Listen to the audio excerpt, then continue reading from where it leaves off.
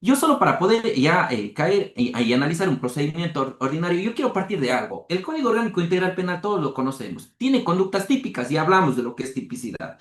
Pero las conductas típicas, ¿no es cierto? Tiene una clasificación, delitos y contravenciones. No vamos a ahondar en eso. Simplemente delitos se dividen en delitos de acción penal pública y privada. Y esto es importante tener en cuenta. ¿Por qué? Porque vamos a ver ciertos procedimientos en unos casos y en otros casos, ¿no es cierto? Y por supuesto hay procedimientos propios para las contravenciones. ¿Y en base de qué se da esta diferenciación? Yo digo en base de una gravedad, porque una cosa es un proceso contravencional. Se me ocurre, hurté $20, hurto contravencional, y otra cosa es violar a una persona. Es un delito de acción penal pública. Entonces, en base de la gravedad, evidentemente la norma ha hecho esta clasificación, delitos, contravenciones, y a su vez las delitos en delitos de acción penal pública y privada. Evidentemente, en los delitos de acción penal pública interviene fiscalía, todos sabemos de eso. En los delitos, y esto por favor, porque incluso hasta muchas personas que ya están vinculadas no podemos muchas veces diferenciar aquello, solo en delitos de acción penal pública interviene fiscalía. En delitos de acción penal privada y en contravenciones no interviene fiscalía. Ya vamos, aspiro a llegar a esa parte, pero sí quiero discutir también los diferentes tipos de contravenciones, porque como todos ya saben, en el COI también se regulan diferentes tipos de contravenciones, porque un procedimiento es para tránsito, otro procedimiento es para contravenciones de ordinarias, si cabe la expresión, y otras para contravenciones de violencia intrafamiliar. ¿Sí? No nos quedamos en eso. Creo que yo en el tema de delitos de acción penal pública diría yo en principio, los delitos más graves están aquí y justamente por eso interviene Fiscalía. Hablamos de homicidio, asesinato, robo, estafa, son delitos considerables que Fiscalía necesita intervenir y que en esta etapa sobre todo, y generalmente es en donde más se discute todos estos principios que hemos visto. Y vamos a analizar cada una de estas etapas, sobre todo en los procedimientos ordinarios. ¿Sí? Delitos de acción penal privada, yo les decía hace rato, en los delitos de acción penal privada no interviene, por favor, fiscalía. Si nosotros queremos presentar una querella, no lo hacemos en la fiscalía directamente ante un juez. Y claro, la norma nos limita exactamente cuáles son los tipos penales que se pueden presentar por querella. Estamos hablando de calumnia, estamos hablando de usurpación, estamos hablando de lesiones de más de 30 días. En este tema de lesiones, yo quiero hacerles una pregunta. Si yo, para ver si es que amerita discutir más, alguien del que está presente, si yo le lesiono a una persona de 2 días de incapacidad, ¿qué día cojo? Contravención, doctor. Perfecto. Si es de 20 días de incapacidad. Querella, doctor. Perfecto. ¿Y superior a 30 días? Desde 31 días en adelante, acción penal pública. Perfecto. ¿Y qué pasa si es mi pareja y yo le lesiono en 4 días? Violencia intrafamiliar, doctor. Contravención, querella o acción pública. Estimado doctor Alex. Perdón, Si es que yo le lesiono a mi pareja en 4 días, opciones, contravención, querella o acción pública. Mucho público. Fiscalía. acción pública, doctor. Perfecto, estamos claros. Yo creo que no amerita esto. ¿Por qué? Porque es importante tener en cuenta que, sobre todo en las lesiones, se da muchas confusiones, ¿no es cierto? Hay que tener en cuenta que el grado de incapacidad que provoque la lesión nos va a delimitar qué vía. Porque como bien lo dijo el doctor, de 0 a 3 días, contravención, de 3 a 30 días, delito de acción penal privada, presenta una querella directamente ante un juez, y superior a los 30 días es un delito de acción penal pública, yo tengo que denunciar en la fiscalía. La excepción a las reglas para los que están presentes es en violencia intrafamiliar. ¿Por qué? Porque en violencia intrafamiliar ya no entra la querella, ya no hay un delito de acción penal privada, porque toda lesión superior a 3 días, la norma lo considera como delito de acción penal pública. Ojo con esto. Entonces, si es un delito de acción penal pública, si yo le golpeo a mi pareja, le provoco 4 días de incapacidad, me pueden denunciar en la fiscalía porque ya es un delito de acción penal pública. Quizás esa es la única excepción, ¿sí?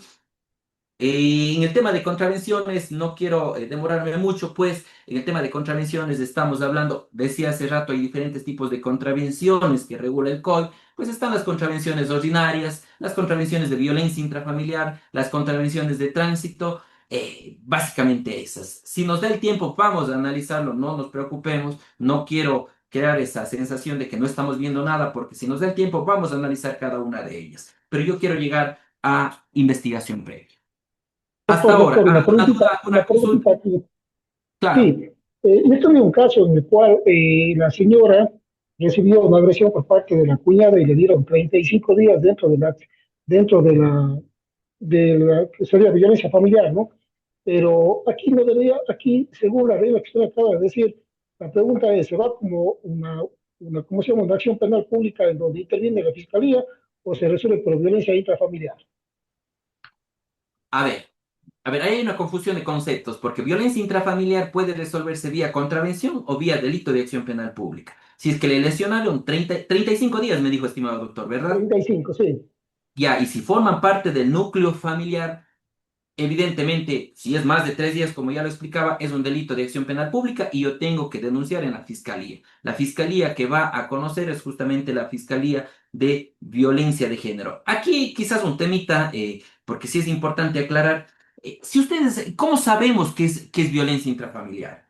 Aquí hay mucha confusión y lo he visto en muchos casos prácticos, porque uno toma, si ustedes se fijan, el 155 del COI nos delimita quiénes forman parte del núcleo familiar, ¿no es cierto? ¿Y por qué es importante tener en cuenta eso? Porque en el momento en el cual nos viene un cliente a nuestra oficina y dice, oiga, me golpeó, yo hago dos cosas en primer lugar. Vaya a fiscalía a valorarse vía actuación urgente, que ya les voy a explicar eso si es importante, vaya a valorarse y en segundo lugar, infórmeme quién le golpeó.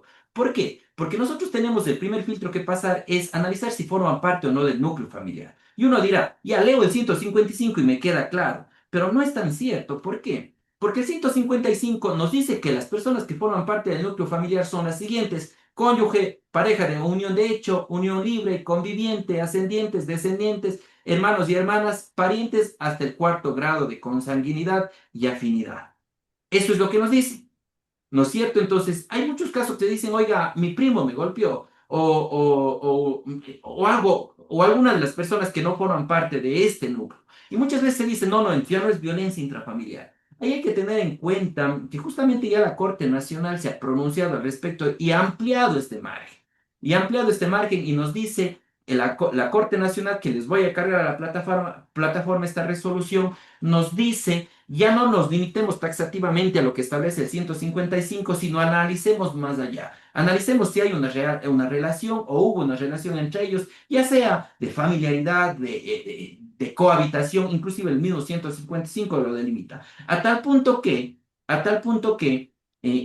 un sobrino, un primo, que en principio no podría estar considerado según esta clasificación, puede ser tramitado como violencia intrafamiliar. Ojo con eso. Esta delimitación, en teoría taxativa, que establece el 155 y nos dice estos son los del núcleo familiar, se amplía el margen. Nada más aquello, entonces, si es que el agresor forma parte de este, núcleo familiar, procesamos vía violencia intrafamiliar, ya sea vía contravención o ya sea delito de acción penal pública. No hay delito de acción penal privada en delitos de violencia intrafamiliar. Ojo, sigamos. Doctor, perdón que le insista aquí. Sí, En este caso no tendría que haber resuelto el juez con violencia intrafamiliar.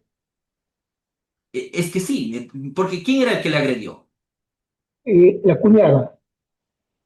A ver, Y la ellos lo que cuña. hicieron es pasar la fiscalía, pero debía haberse resuelto ese mismo día con violencia intrafamiliar, porque la regla dice, pasado más de 3 días, cuando está dentro de violencia intrafamiliar, tiene que resolver el juez de violencia intrafamiliar. ¿Y por A qué la ver, pregunta es por qué le pasaron a la fiscalía? porque la lesión era de 35 días. Recuerde usted que si es que no supera los 3 días, se juzga ante un juez de violencia intrafamiliar como contravención. Sí vamos a analizar eso. Aspiro a darme un tiempo, sí vamos a analizar eso, pero en principio le respondo así claramente. Se fue a fiscalía porque las lesiones superaron 3 días. Si hubiesen sido menos de 3 días, teniendo en cuenta que es violencia intrafamiliar, iba a ser juzgado vía procedimiento expedito ante un juez de violencia intrafamiliar. Pero como las lesiones fueron de 35 días, y yo les explicaba hace rato, más de 3 días, ya es delito de acción penal pública, entonces inmediatamente tiene que mandarle a Fiscalía General del Estado. Es por eso, estimado doctor Ángel. Muchas gracias. Doctor, buenas Sí. noches. Por Buenas favor, noches, doctor. doctor, que por favor nos comparta esa resolución de la Corte del tema de que ya no solo se limita para los parentescos o el grado de consanguinidad, uno. Y doctor, porque por lo general cuando se presentaban mal ese tipo de denuncias con parientes que están fuera del grado de consanguinidad, lo que se hace es esperar para pedir la incompetencia del juzgador.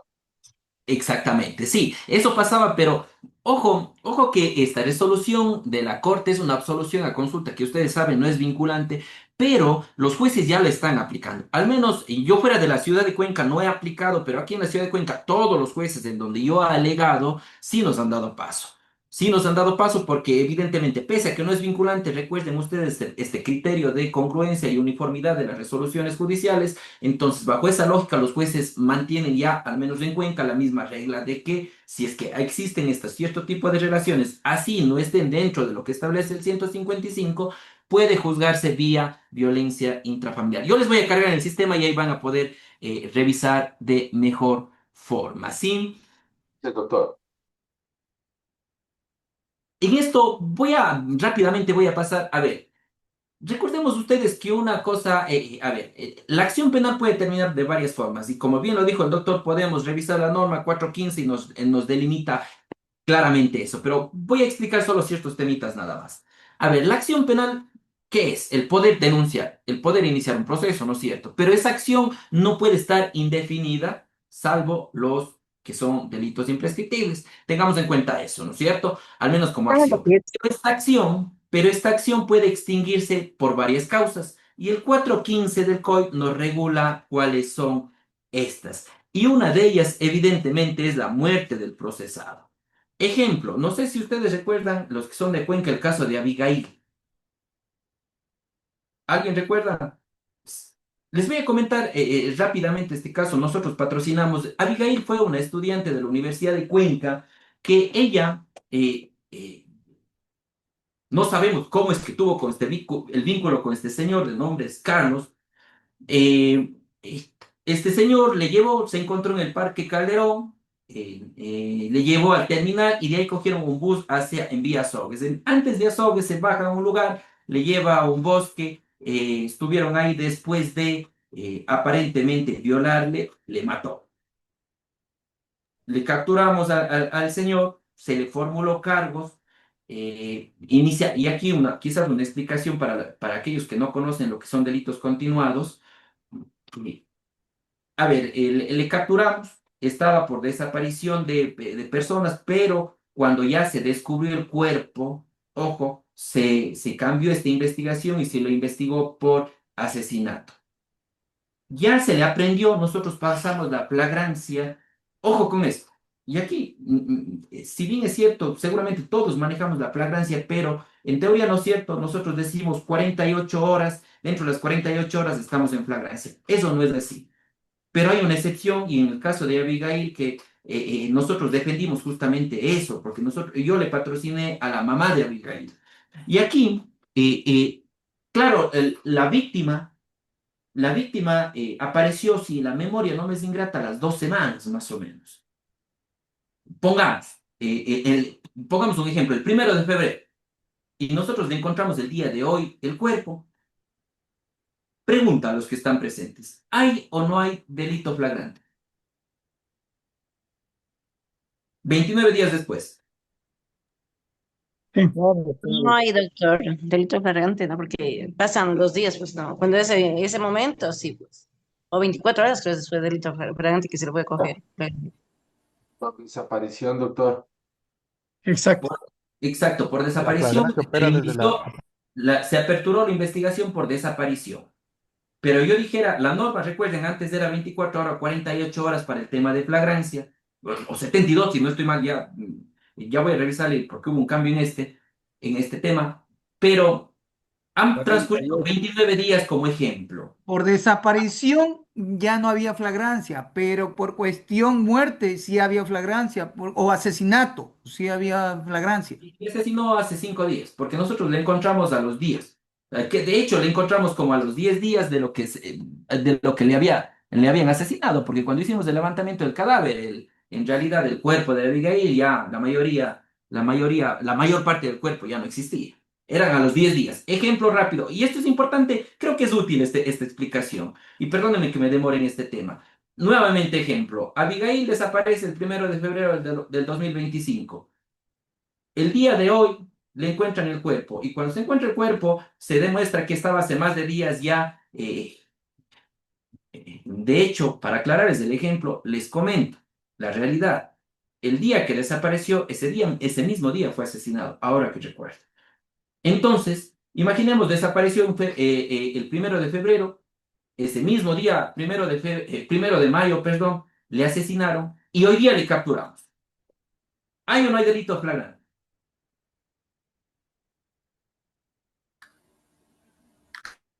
Alguien que me diga que sí hay flagrancia, le escucho. Yo digo que no.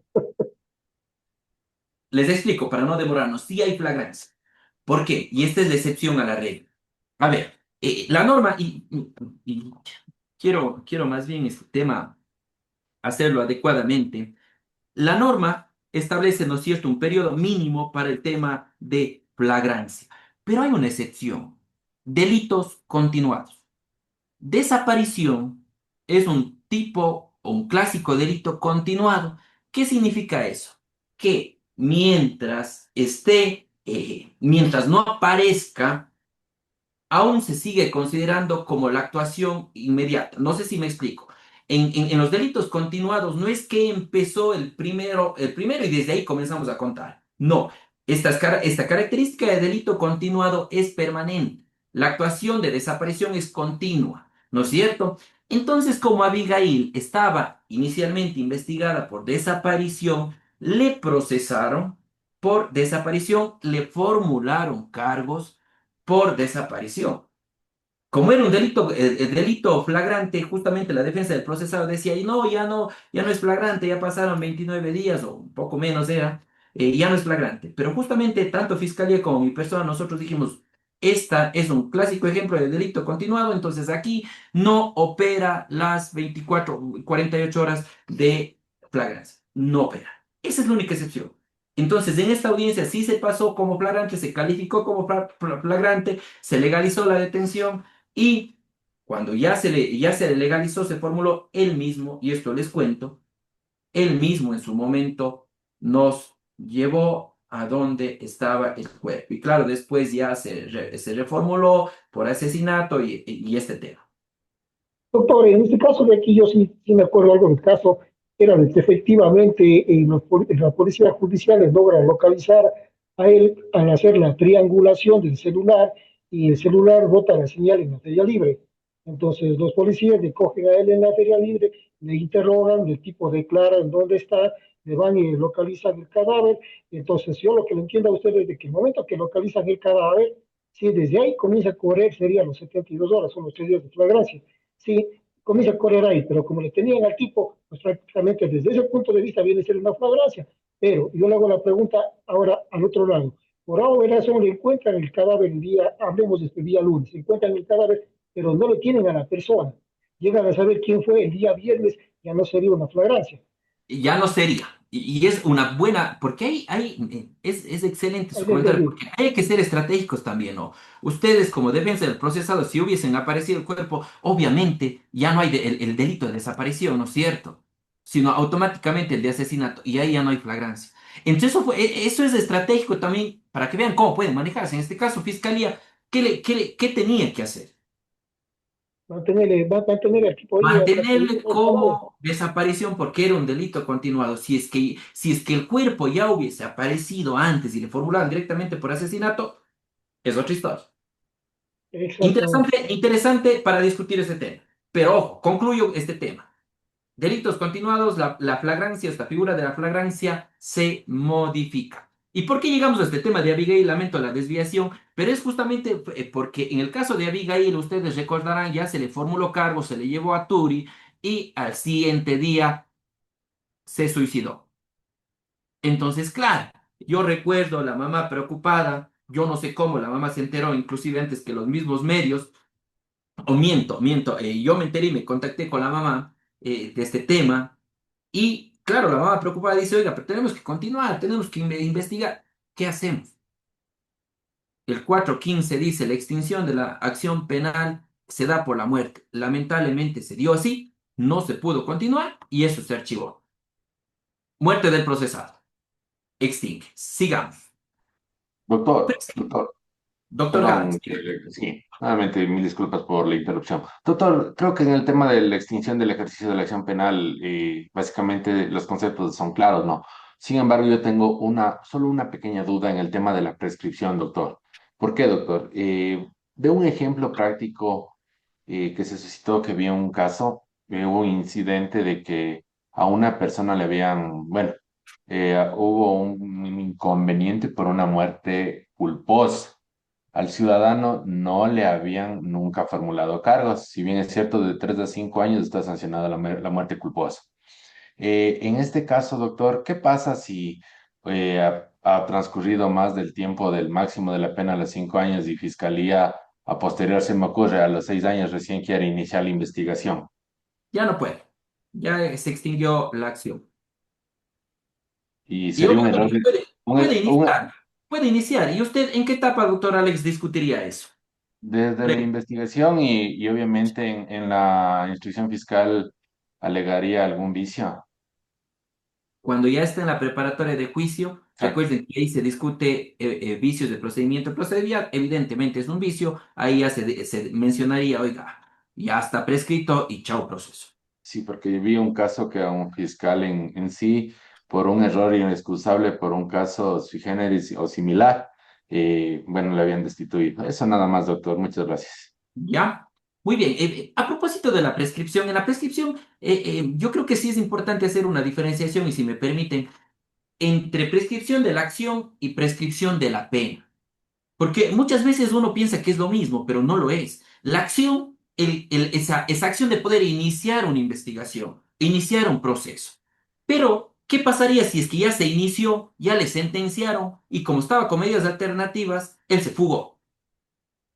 Entonces, también yo puedo pedir la prescripción de la pena. Es muy diferente, aplican diferentes, las reglas son diferentes.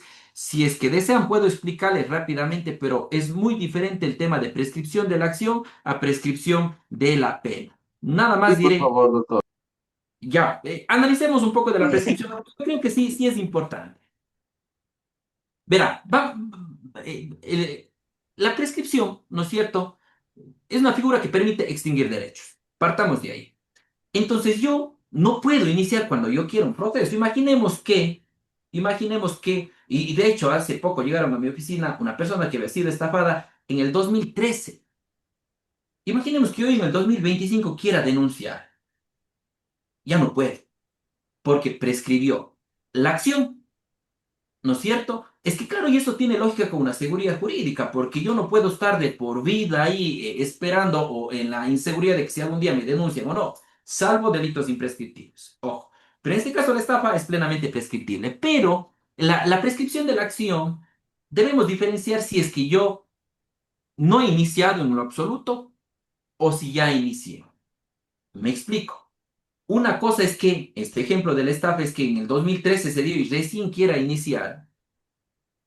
Otra cosa es que yo ya denuncié, ya inicié el proceso y de ahí sí se alargó. Hay una diferencia y lo voy a explicar a más detalle. El artículo 417 hace esta diferenciación claramente. Para yo, eh, para yo tener la posibilidad de accionar, tengo que medir las siguientes reglas. Yo no puedo plantear, o más bien la figura de la prescripción opera en el ejercicio público de la acción, dice, prescribirá en el máximo de la pena. Ya lo voy a explicar. Prevista en el tipo penal, contado desde que el delito es cometido. Si es que la pena, pongamos, estafa 5 a 7 años, el máximo de la pena es 7, ¿no es cierto? Yo tengo 7 años para denunciar. Claro ejemplo, el del 2013 la estafa. Ya transcurrieron los 7 años del tiempo, el tiempo máximo de la pena impuesta para el delito, yo ya no puedo denunciar. Ya prescribió. Y la norma lo dice. Imaginemos no se me viene a la mente un delito cuya pena tenga menor a 5 años. ¿Puedo hacerlo antes de los 5 años? No. La norma nos dice en el tiempo máximo de la pena que no puede ser menor a 5 años. Es decir, todo delito mínimamente tiene que haber transcurrido 5 años, no haberse iniciado en 5 años para yo pedir la prescripción. Y si se inició, Ya voy justamente a eso. ya, gracias. Si es que se inició, las reglas cambian. Porque si ustedes se fijan en el numeral 4 nos dice, de haberse iniciado el proceso penal, el ejercicio público de la acción prescribirá en el mismo tiempo del máximo de la pena, contado desde la fecha de la instrucción. Y esto es importante. Y a veces uno por eso se desespera que instruya. Porque imaginemos el delito de estafa. Imaginemos que se cometió en el 2018. Imaginemos que en junio del 2018. A este junio ya prescribiría 7 años máximo de la pena, ¿no es cierto? Pero si es que yo ya inicio un proceso, el tiempo comienza a correr desde la época en la cual se formuló cargos. Por eso yo, en ese caso, pelearía porque Fiscalía ya le formule cargos. Porque si es que le formulamos cargos antes de que llegue a junio, como que se resetea ese tiempo. Y empezamos a contar nuevamente desde que se formuló cargos. Ojo con eso. He ahí la importancia de denunciar, así estemos contra el tiempo. Imaginemos que ya nos falta medio año para que prescriba. Denuncien, hagan rápido las investigaciones, que ya les voy a decir cuáles son las principales, y hagamos para que se formule. Porque en el momento en el cual se formuló, chao, reseteamos ese Doctor, cronómetro y otra vez comienza. doctor, en el caso, sí, en el caso de que se formuló los casos, el cargo y ese tipo no se presentó a la audiencia de juzgamiento, de igual manera corre desde que se formuló el cargo, No le entendí esa parte. ya se le formuló los cargos a él. Entonces ya pasamos por la audiencia preliminar y estamos en la audiencia de juzgamiento. ¿Ya? Ya él no se presenta a la audiencia de juzgamiento, entonces el juez, perdón, el tribunal no llevó adelante, sino dictó orden de prisión en contra de él. Captura. Ya se jugó, dice usted. O sea, bueno, esperemos que no se haya fugado, pero el tiempo comienza a correr desde que se formuló cargos. Efectivamente, desde que se formuló cargos. Desde ahí comienza a contar. Pero, sí, alguien me dijo que era la pena máxima más un tercio, o estoy mal. Eso, a ver, no es de la pena máxima más un tercio, sino es la pena máxima más del 50%, pero es la prescripción de la pena, que ya vamos a llegar allá. Ahorita estamos en la prescripción de la acción. Doctor, Lo que usted me refiera es otra cosa. Ya les voy a explicar, pero quiero dos que les minutos. quede claro la prescripción de la acción. Doctor, en el caso de que igual, del mismo delito, que sea por cuestión denunciado por el delito que estamos tratando, pero que solo haya quedado en investigación previa. Prescribe, prescribe. El ejemplo que les di, imaginemos que le formulan cargos en agosto. ¿Prescribió? Porque tenían hasta junio para formularle cargos. Si es que se demoró la investigación, porque el yo denunciar no interrumpe la prescripción. Lo que interrumpe la prescripción es el yo formularle cargos. ¿Y por qué? Porque recordarán ustedes, la investigación previa no es un proceso como tal, es un preproceso. En el momento en el cual yo le proceso, inicio un proceso formalmente a través de la formulación de cargos, eso lo interrumpe. Pero la investigación previa no. Es por eso que una vez se trata de agilitar la investigación previa. Listo, continuemos. Esto en delitos de acción penal pública. Pero en delitos de acción penal privada es diferente. ¿Cuáles son? Yo ya les decía estos delitos de acción penal privada, que no interviene fiscalía, que son ciertos delitos, también no pueden estar indeterminados en el tiempo. Por ejemplo, me calumnian. No es que de aquí en 2 años puedo presentar una querella, porque ojo, no se denuncia, se querella, porque ese es el propio término. Pero bueno, a ver, entonces yo no puedo estar todo el tiempo. Yo para presentar una querella tengo 6 meses desde que se dio. Es decir, si hoy quiero presentar, tengo que estar dentro de los 6 meses contados desde que el hecho se dio. Me calumniaron hace 5 meses, yo puedo presentar la querella. Me calumniaron hace 7 meses, ya no puedo. Ahora, ¿Qué pasa si yo ya presenté? Si yo ya presenté y le cité, inmediatamente se resetea nuevamente este cronómetro. Y yo en la querella tengo 2 años para juzgarlo. ¿Por qué es importante esto? Yo he visto casos y casos en donde alargan tanto con ciertas pericias, alargan tanto el proceso únicamente para buscar la prescripción. Por eso es que también tenemos que tener en cuenta estas circunstancias y estar pendiente del tiempo. Una querella, tengo 2 años para procesarle, para sentenciar.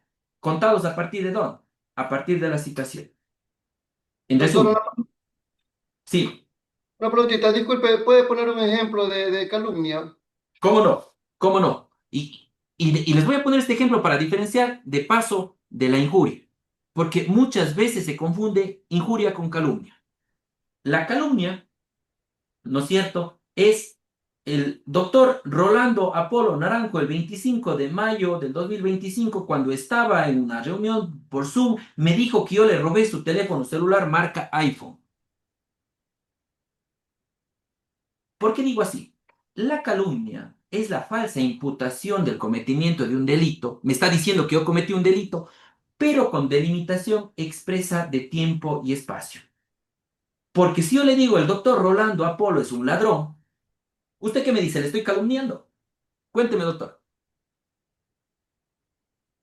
Mm, pero si, no sé, yo lo creo que si lo dice en un grupo, creo que sí podría ser que comete una infracción o algo así, pero si me lo dice a mí personalmente, yo creo que no. O sea, entre los dos, yo creo que es una conversación íntima. O por chat también puede ser. No, más bien sigue siendo una infracción, sino más bien yo creo que ahí tiene que ver lo difícil que es probar, pero sigue siendo infracción, sino más bien yo quiero explicarles esta diferenciación entre calumnia e injuria, justamente haciendo lo que le dije. Si yo le digo Rolando Apolo es un ladrón, ¿le estoy calumniando sí o no? Sí. Ya, yo le digo que no. ¿Y por qué? La calumnia, vuelvo y repito, es una delimitación, la falsa imputación de un delito, ladrón, pero con determinación expresa de cómo, cuándo, dónde. Una cosa es decirle, Rolando Apolo es un ladrón, y otra cosa es decirle, Rolando Apolo, el día de ayer, 28 de mayo, cuando estaba en su domicilio o cuando vino a mi domicilio, me robó mi teléfono celular. ¿Si ven que es diferente? Ah, no. Delimito tiempo, espacio. Si yo le digo que es un ladrón, eso es injuria. ¿Y por qué es importante diferenciar esto? Porque la injuria se tramita vía contravención y la calumnia vía querella. Si ustedes se fijan, el 396 del COI justamente regula la calumnia y usted va a ver, ahí se va a dar en cuenta que lo que si yo le digo a usted, Rolando es un ladrón, es justamente esta conducta típica. 396 para los que estén con el código, 396. Y nos dice, la persona que por cualquier medio, inclusive a través de medios tecnológicos, Zoom, por ejemplo, y comunicación profiera expresiones en descrédito o deshonra en contra del otro, ya sea mediante lenguaje violento, agresivo, vulgar y hostil. Contravención. Pero si yo le digo de la otra forma, es calumnia y eso sí es vía querella. Y yo creo que es importante también analizar, y perdónenme que ya vaya a este tema, pero sí les quiero dejar solo con la duda para que investiguen ustedes. El animus injuriante. Para que haya injuria tiene que haber el animus injuriante. Ejemplo rápido, y si es que para que ustedes puedan entender esta diferenciación, una clienta mía se enteró, ella era directora de una carrera de una universidad muy conocida, ella se enteró que los estudiantes estaban diciendo que uno de sus profesores se acostaba con los estudiantes. Eso le comentaba. ¿Qué hace ella? En reserva. Después de una reunión dice, oiga, quiero conversar con usted. Mire, yo soy la directora, quiero averiguar, están hablando esto, me preocupa. Están diciendo que usted se ha acostado con tal y tal estudiante a cambio de notas. Él hace, ¿qué hace? Al siguiente día se va, se reúne con las estudiantes, dice, oye, están diciendo esto, vamos a hablar.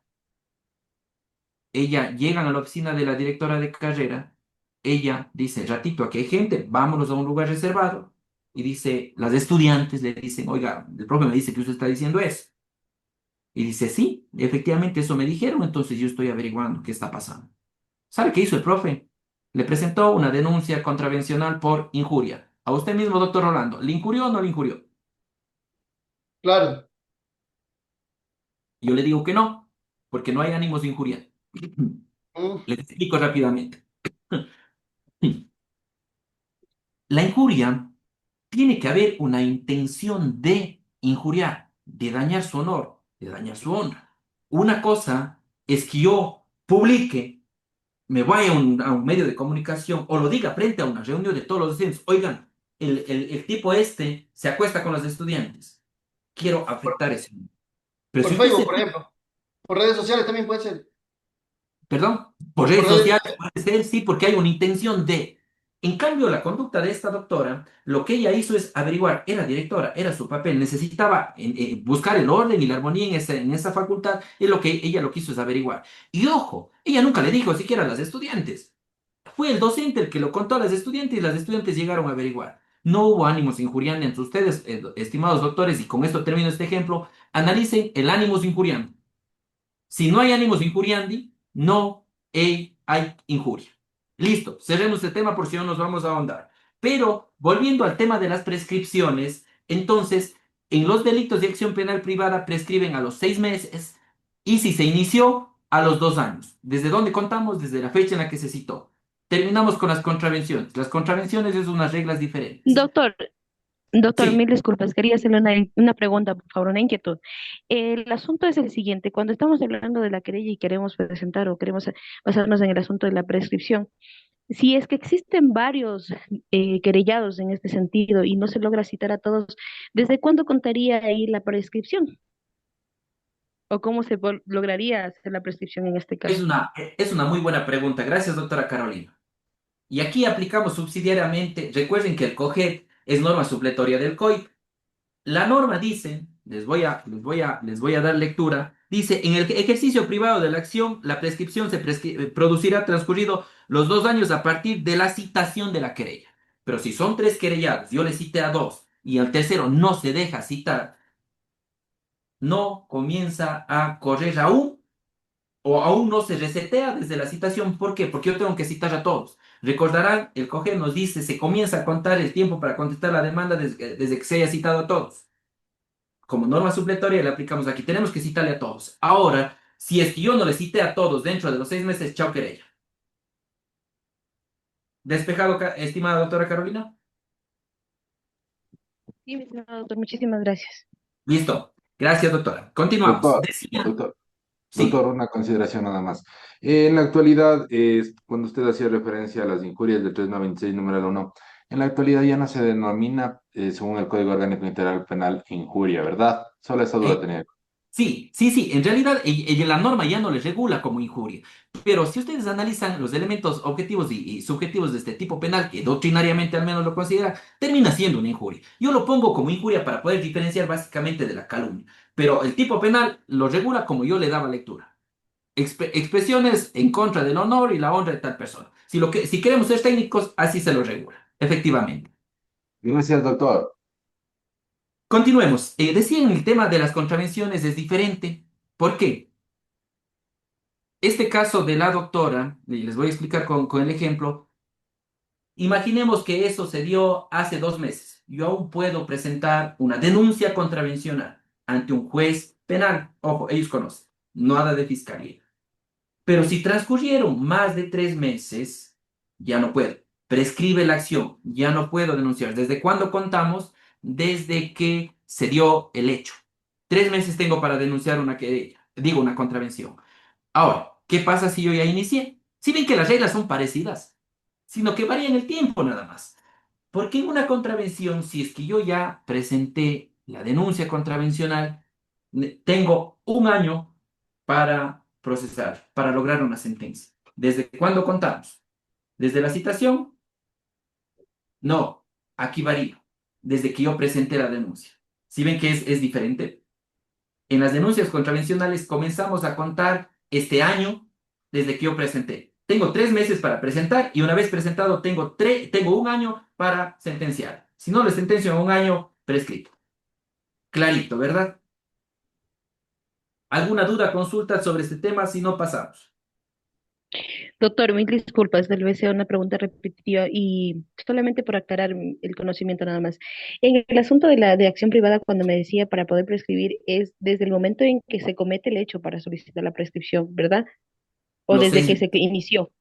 desde que se cometió el hecho, tengo 6 meses. Y si se inició, desde que le cité, tengo 2 años. Muy gentil, doctor. Está aclarado. Bien. Doctor, en el tema de acción privada también, cumplidos 30 días desde el último impulso, se puede solicitar el abandono de la querella, ¿verdad? Sí, sí, sí, efectivamente. Esa es otra forma. Y ya vamos a analizar más adelante el abandono.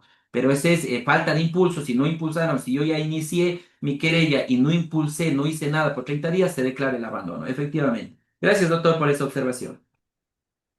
¿Alguna otra duda? Pues, si no, avanzamos.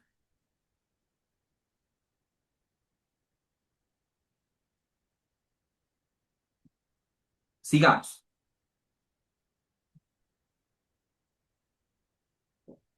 Prescripción, una forma de extinguir la amnistía, no nos demoremos en eso, solo la Asamblea otorga en ciertos tipos de delitos remisión o perdón en la acción penal privada, cuando la parte ofendida ya dice, chao, no quiero nada, gracias. Sí quiero demorarme en este cumplimiento de mecanismos alternativos de solución de conflictos. ¿Por qué?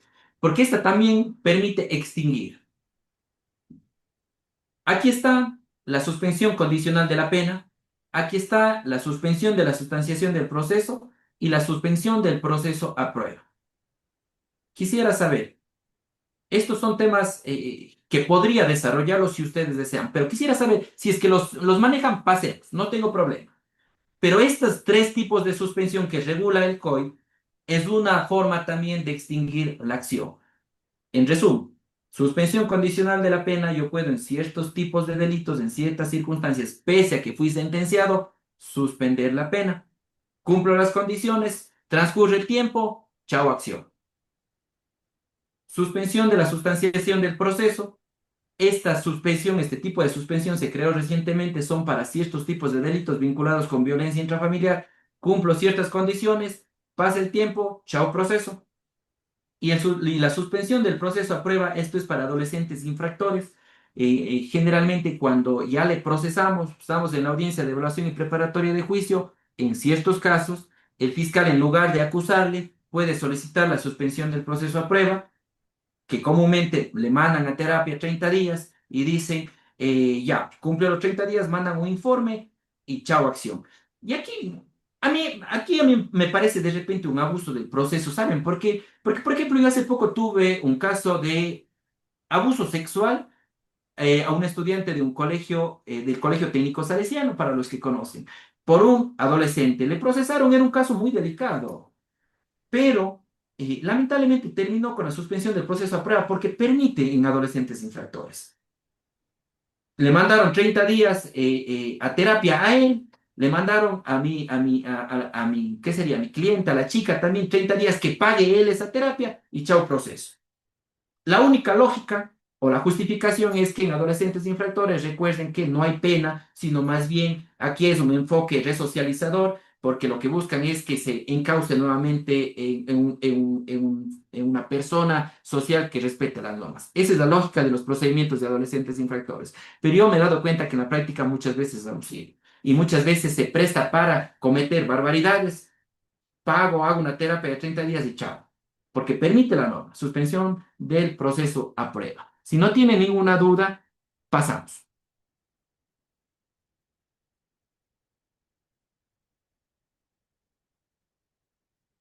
Ya, voy a pasar ahora a desarrollar ya los procedimientos, lo que tanto he querido hacer. No sin antes, quiero que lo tengan claro para no perdernos, hay procedimientos ordinarios y hay procedimientos especiales. El procedimiento ordinario es el que voy a pasarles a explicar ahora, el común para la mayoría de los delitos, y los procedimientos especiales son para ciertos casos. Aspiro me alcance el tiempo al menos rápidamente a analizarlos. Estos procedimientos especiales están el abreviado, el directo, el expedito, ¿no es cierto? Pero vamos a analizar el ordinario, el común, el que nos va a servir a todos, el que nos permite discutir muchas pruebas, el que nos va a permitir analizar muchos temas. Partiendo de una explicación para no confundirnos, el proceso penal ordinario cabe en delitos de acción penal pública. Consecuentemente, solo aquellos delitos que está de por medio fiscalía podemos realizar este proceso penal ordinario. ¿Listo? No en las querellas, no en las contravenciones. Este es un proceso propio para los delitos, que son la mayoría. Por eso creo es importante analizarlos. El proceso ordinario tiene tres fases en principio: investigación previa, instrucción fiscal, evaluación y preparatoria de juicio y juicio. En esto sí me voy a demorar. Y yo quiero partir de la investigación previa. No quiero explicar qué es la investigación previa, sino qué hacemos aquí. Partamos de que no es un proceso, es una fase preprocesal. Aún no hay un proceso como tal. Por eso es que en esta fase al que le denunciamos no le decimos procesado, pese a que muchos escritos de muchos colegas mandan en contra del procesado tal en una fase de investigación previa. Técnicamente no es correcto porque aún no hay un proceso, no es un procesado. Si ustedes quieren, díganle denunciado; si ustedes quieren, díganle investigado, pero no procesado. Es una fase de preproceso. Pero ¿saben algo? Esta fase de investigación previa es tan importante que en esta fase, yo digo, se delimita el éxito o el fracaso de un proceso. ¿Por qué? Porque la fase de investigación previa es una fase en donde uno busca reunir todos los indicios que tenga en mis manos, que sea posible, para después procesar. No cometamos el error de que en fase de investigación previa no haga nada y así me formula mismo, ahí sí ya me concentro. Porque yo tengo muchos colegas que se dedican al ámbito penal que aplican esta estrategia. Y dicen, no voy a hacer nada de investigación previa porque yo no creo que pase. Y si pasa, ahí sí, ya me concentro en defender. ¿Y por qué es raro eso? Porque la investigación previa yo puedo tener hasta un año para recolectar indicios. O 2 años en ciertos delitos, ya vamos a analizar eso. Pero la instrucción fiscal no, pues. La instrucción fiscal es cortita. De hecho, la instrucción fiscal que ya les voy a explicar, y ahí es solo para pulir los detallitos nada más. En la investigación previa, primer consejo: aprovechen desde el primer día en el cual le autorizan. Segundo consejo, y yo eso les decía en la primera clase, me acuerdo: no le den armas a la fiscalía. Y quizás por eso esto muchas veces es mal interpretado y dicen, no le voy a dar armas y no voy a hacer nada. No es lo mismo. Porque una cosa es no darle armas a la fiscalía y otra cosa es no hacer nada. ¿Qué implica no darle armas a la fiscalía? Yo al menos cuando estoy con con los investigados, yo generalmente en la primera versión que le llaman, porque si ustedes se fijan, ustedes creen que fiscalía sea a propósito o porque se confundió, a veces inclusive a uno ni rinde la versión la víctima, pero ya le llaman al investigado. ¿Y sí saben por qué? Porque muchas veces fiscalía no sabe a dónde apuntar. Entonces, claro, quieren traer al denunciado, al investigado, para que nos dé luces, para que hable, y de ahí sí ya apuntar la investigación. Craso error. Al menos mi estrategia, no sé si alguien tal vez tiene alguna otra, que la respeto por supuesto, pero mi estrategia al menos es en la primera convocatoria no le hago declarar. Le acojo al derecho al silencio, al menos cuando el caso es complejo. Cuando el caso es simple y tenemos claro el panorama, desde el primer día le hago declarar. Pero en principio, si los casos son complejos, no le hagan declarar. Porque hay veces que, por hacerles declarar pronto, después ya no podemos solucionar su problema procesal. Pero ¿y por qué más esto? Porque nosotros también sabemos, tenemos que saber de qué nos vamos a defender, ¿no? Y lo mínimo que yo espero es que ya la fiscalía haga las primeras diligencias. Doctor Alex. Doctor, con la recomendación y sugerencia que usted me da, es pertinente y procedente que yo, dentro de un escrito a la primera convocatoria ingrese de versión, ingrese con la petición indicándole que por estrategia de esta defensa solicito que la versión del sospechoso de mi cliente sea recibida por parte de Fiscalía al final de que sean todas las diligencias incorporadas por parte de la presunta víctima. No es adecuado esa forma, ¿sabe por qué? Porque Fiscalía el siguiente día va a decir, que no es cuando usted quiere. Le fijo para la siguiente fecha, tal, venga. Entonces, y recuerden esto, que si a la primera no va, no pasa nada. A la segunda no va, no pasa nada. Siempre que sea notificado. Pero si a la tercera no va, la norma le faculta a Fiscalía llevarle con la fuerza pública. Entonces, obviamente, no le vamos a poner en riesgo a nuestro cliente de que le llevemos con la fuerza pública. No, más bien a la primera convocatoria nos vamos y ¿qué le digo? Me acojo al derecho al silencio. Gracias. ¿Cuál derecho a la última palabra? Me acojo al derecho al silencio, al Sí, derecho también, constitucional a doctor, no yo he decir. aplicado el derecho a la última palabra. No, no le entendí, doctor, perdón. Sí, le digo, yo he aplicado el tema del derecho a la última palabra. ¿Podría explicarnos de qué consiste eso, estimado doctor? Porque ahí sí. Básicamente, algo parecido a lo que decía el colega Alex Daro, pero ya cuando me llaman a la versión, se presenta mi cliente, entonces ahí yo solicito acogerme al derecho a la última palabra. Es un tema también que hay me parece que sí hay alguna jurisprudencia de la Corte Nacional en ese sentido, pero yo he aplicado eso y me han aceptado. Valioso estos espacios porque en realidad todos aprendemos, creo yo la verdad nunca había escuchado. Bueno, en realidad no llevo mucho litigando, pocos años ando, llevo un tema penal, no había escuchado nunca. Pero bueno, debe existir. En todo caso, creo que está vinculado con el hecho de no decir nada. Pero Sí, ya el hecho, ojo, que el hecho de que no diga nada no es que ya no puedo volver a llevarle a que rinda una declaración. Yo puedo pedir después, quiero que me fije día y hora para rendir mi versión. No testimonio, versión. Ojo. Doctor, ¿y en qué momento tocaría volverle a hacer que dé la versión el investigado? Yo lo hago cuando ya tenga versión de la víctima, cuando ya tenga pericias de trabajo social, de psicología, reconocimiento del lugar de los hechos y cualquier otra pericia que haya solicitado. Cuando ya tenga el resultado de todo esto, armo mi plan de estrategia de defensa, lo que yo decía en la estrategia técnica, y ahí sí le hago hablar. Cuando ya sepamos con qué cartas juega Fiscalía, ahí es recomendable. Ya vamos a analizar qué diligencias principales hace Fiscalía y cómo podemos nosotros analizar cada uno de esas. Pero pasemos de forma general la investigación previa, decía, Doctor, perdón, una consulta. Buenas noches a todos claro que los sí. colegas, buenas noches.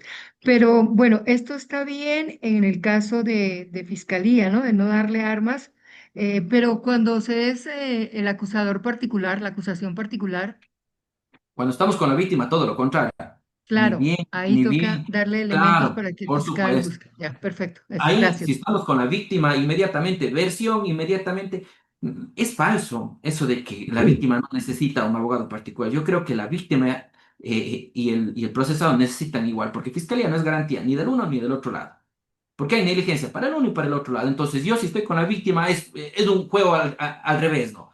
Vamos a rendir la versión, qué pasó, contemos con todo, los hechos, hagamos esta pericia, esta, lo más rápido que pueda. ¿Y por qué? Puede ser que ya estemos yendo a prescribir la acción, puede ser que se quiera fugar, puede ser que se le vayan a eliminar los indicios. Ya vamos a ver las estrategias de investigación para evitar que se eliminen los indicios. Pero Doctor, yo, si soy la víctima, es todo lo contrario. doctor, en lo que usted dice, si estoy con el investigado, puedo obviar para que si me acojo con derecho al silencio, perdón si me equivoqué, y usted dice, después ya al final puedo pedir que se tome la versión, Sí, yo cuando ya me puedo. acogí al derecho al silencio. Sí, yo puedo pedir nueva fecha para rendir la versión. Es más, puedo pedir las veces que quiera fecha para ampliar mi versión, porque yo puedo decir algo. Ya vamos a ver un caso de un cliente mío que le denunciaron por violación, que inicialmente le denunciaron un tema y después ya fueron apareciendo nuevos hechos. Yo ya le hice que declare. De hecho, con él hice lo que estoy contando ahorita. Vale para el ejemplo. Primerito se acogió al silencio, aparecieron ya los hechos supuestamente y ya jugó sus cartas fiscalía y la defensa de la víctima. Dije, ahora sí, vamos a que declares. Le hice declarar, les destruí todos esos indicios que estaba armando fiscalía y ¿saben qué hizo la víctima? Quiero ampliar mi versión. Y vino, amplió la versión y dio nuevos hechos. Yo puedo pedir las veces que quiera que se me fije en día y hora para rendir la versión, para ampliar la versión o para aclarar la versión. Tranquilamente. No es que si yo ya me acojo al silencio, ya no puedo declarar. Ojo con eso. Doctor, Doctor, me acojo al doctor. derecho al silencio, se acoge al derecho al silencio mi cliente y en el nuevo señalamiento que una vez que tenga todos los elementos de fiscalía ya claros, pido o solicito que se amplíe la versión o que se señale día y hora para la versión. Si usted aún no ha declarado, no puede ampliar nada, porque no hay nada que ampliar. Yo pido, fíjeme día y hora para rendir mi versión. Pero acogido al derecho al silencio, doctor. Claro, es que en su momento yo ya me acogí al derecho al silencio, pero eso no quita que pueda declarar cuando yo quiera. Entonces, después digo, fíjeme día y hora para rendir mi versión. Y si ya rendí y después quiero decir algo más, ahí es ampliar mi versión. Doctor, ¿Listo? buenas noches. Doctor, una Doctor, pregunta. claro que sí, doctor Luis. Doctor, el no presentar al sospechoso en la etapa de indagación previa, o en este caso al procesado en la etapa de instrucción fiscal, no presentarlo como estrategia de defensa, me acarrea responsabilidades, me acarrea perjuicios En lo en el absoluto. transcurso del proceso. En lo absoluto, es más, en las audiencias de juicio, los jueces mismos del tribunal que le juzgan recalcan eso. El hecho de que usted se acoja al silencio no es nada perjudicial para usted. Así de simple, no. Puede ser una estrategia. Como estrategia no le no le hago hablar nunca. Y listo. Ok, doctor, muchas gracias. Listo. Vamos, diligencias investigativas. Aquí también nos vamos a demorar, estamos con una hora. Creo que estamos, fue bueno correr un poco en los anteriores temas, porque en esto sí que nos vamos a demorar, quiero que me pregunten todo lo que ustedes puedan, porque esta es la base. Yo les decía, cuando estoy en la fase de investigación hay que aprovechar, no hay que perder el tiempo. Estemos con la víctima o estemos con el investigado. Solicitemos diligencias. Las diligencias comunes, reconocimiento del lugar de los hechos, versiones, pericias técnicas científicas, recopilación de videos, ya les voy a explicar, y aquí vamos a hablar sobre la materialización en la notaría, ¿recuerdan? Voy a explicarles de eso. Registros de domicilios y allanamientos, aquí les voy a explicar las vivencias de fiscalía, ojo, y actos urgentes. Yo quisiera empezar con lo último, acto urgente. ¿Sabemos qué es un acto urgente y la importancia de esto?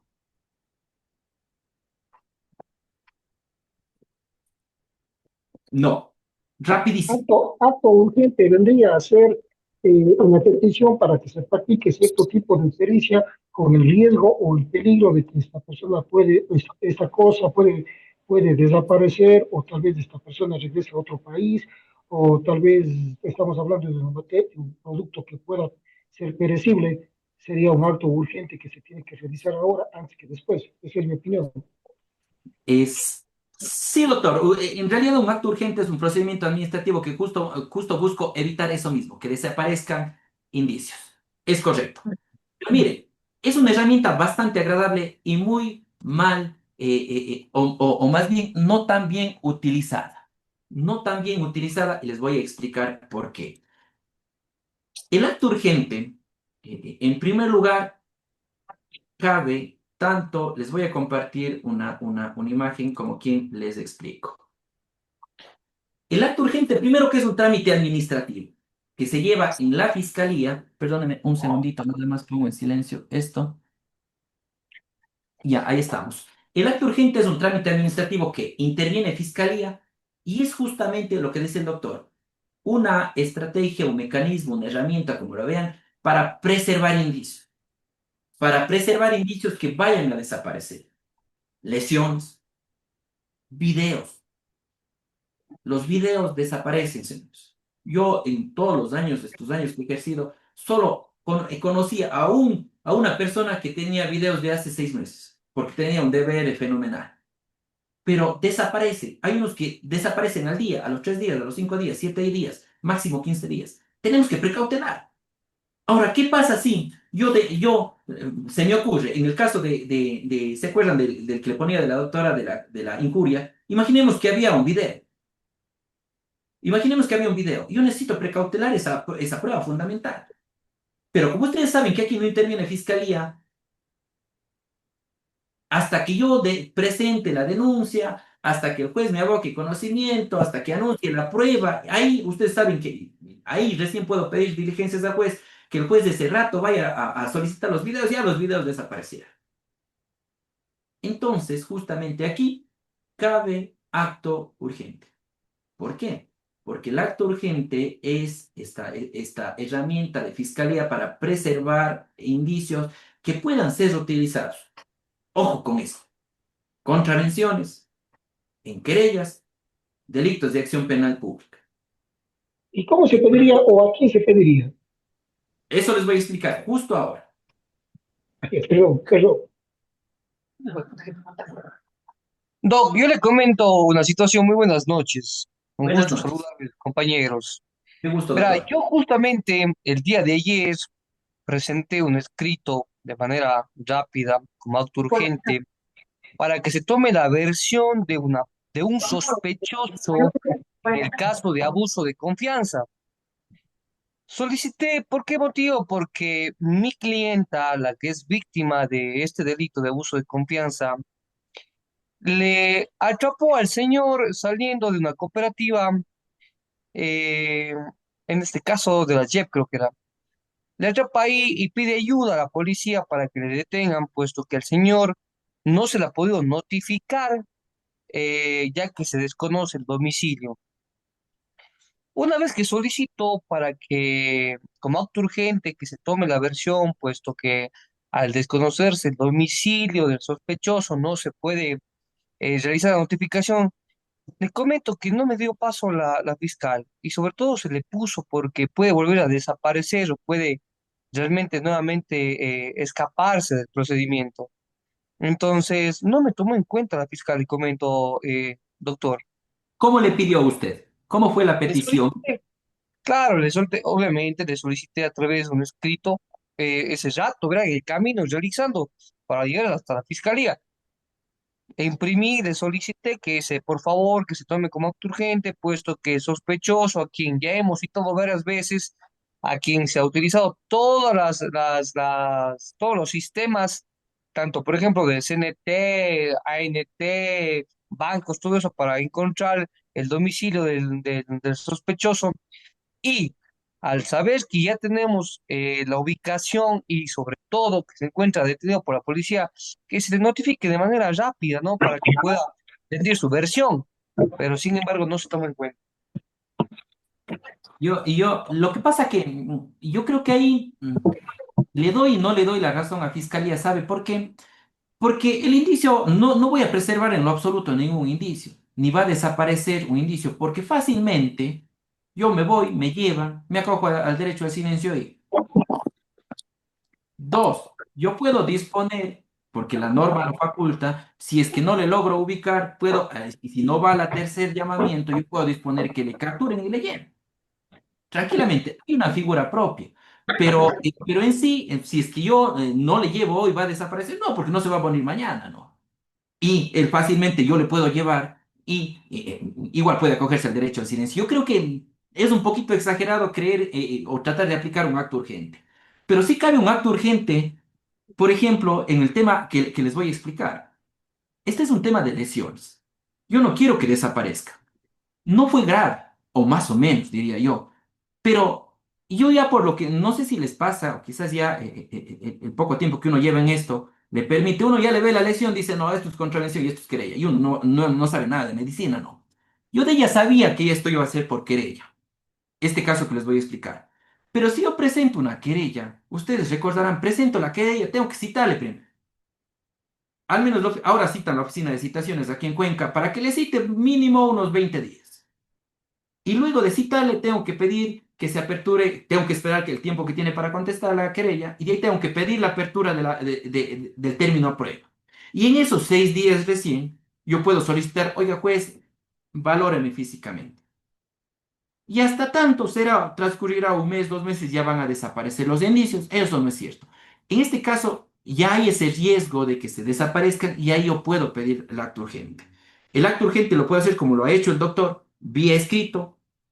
Les comparto, puedo subirles un modelo si ustedes desean, pero es un escrito que dirijo a Fiscalía solicitando acto urgente. ¿Y qué pedimos? Que se le valore nada más. Que se dispone, si ustedes se fijan, con el fin de conservar o preservar evidencias dentro del acto urgente se dispone la valoración médico-legal. Le hice este acto urgente, ya tuve la valoración médica, si ustedes se fijan, ya tengo la valoración médica, ya me determinan los días de incapacidad y ahí sí ya no me importa cuánto me demore en la querella. Mientras no pasen los 6 meses, yo puedo querellarle cuando yo quiera. ¿No es cierto? Esa es la importancia del acto urgente. Pero ahora les voy a dar un tip también. Porque verán, una cosa es hacerlo vía acto urgente y otra cosa es llevarle a un centro de salud, hacerle una valoración médica y después querer utilizar eso en un examen. O más bien, como prueba. Me voy a explicar de mejor manera. Y les voy a explicar con un ejemplo.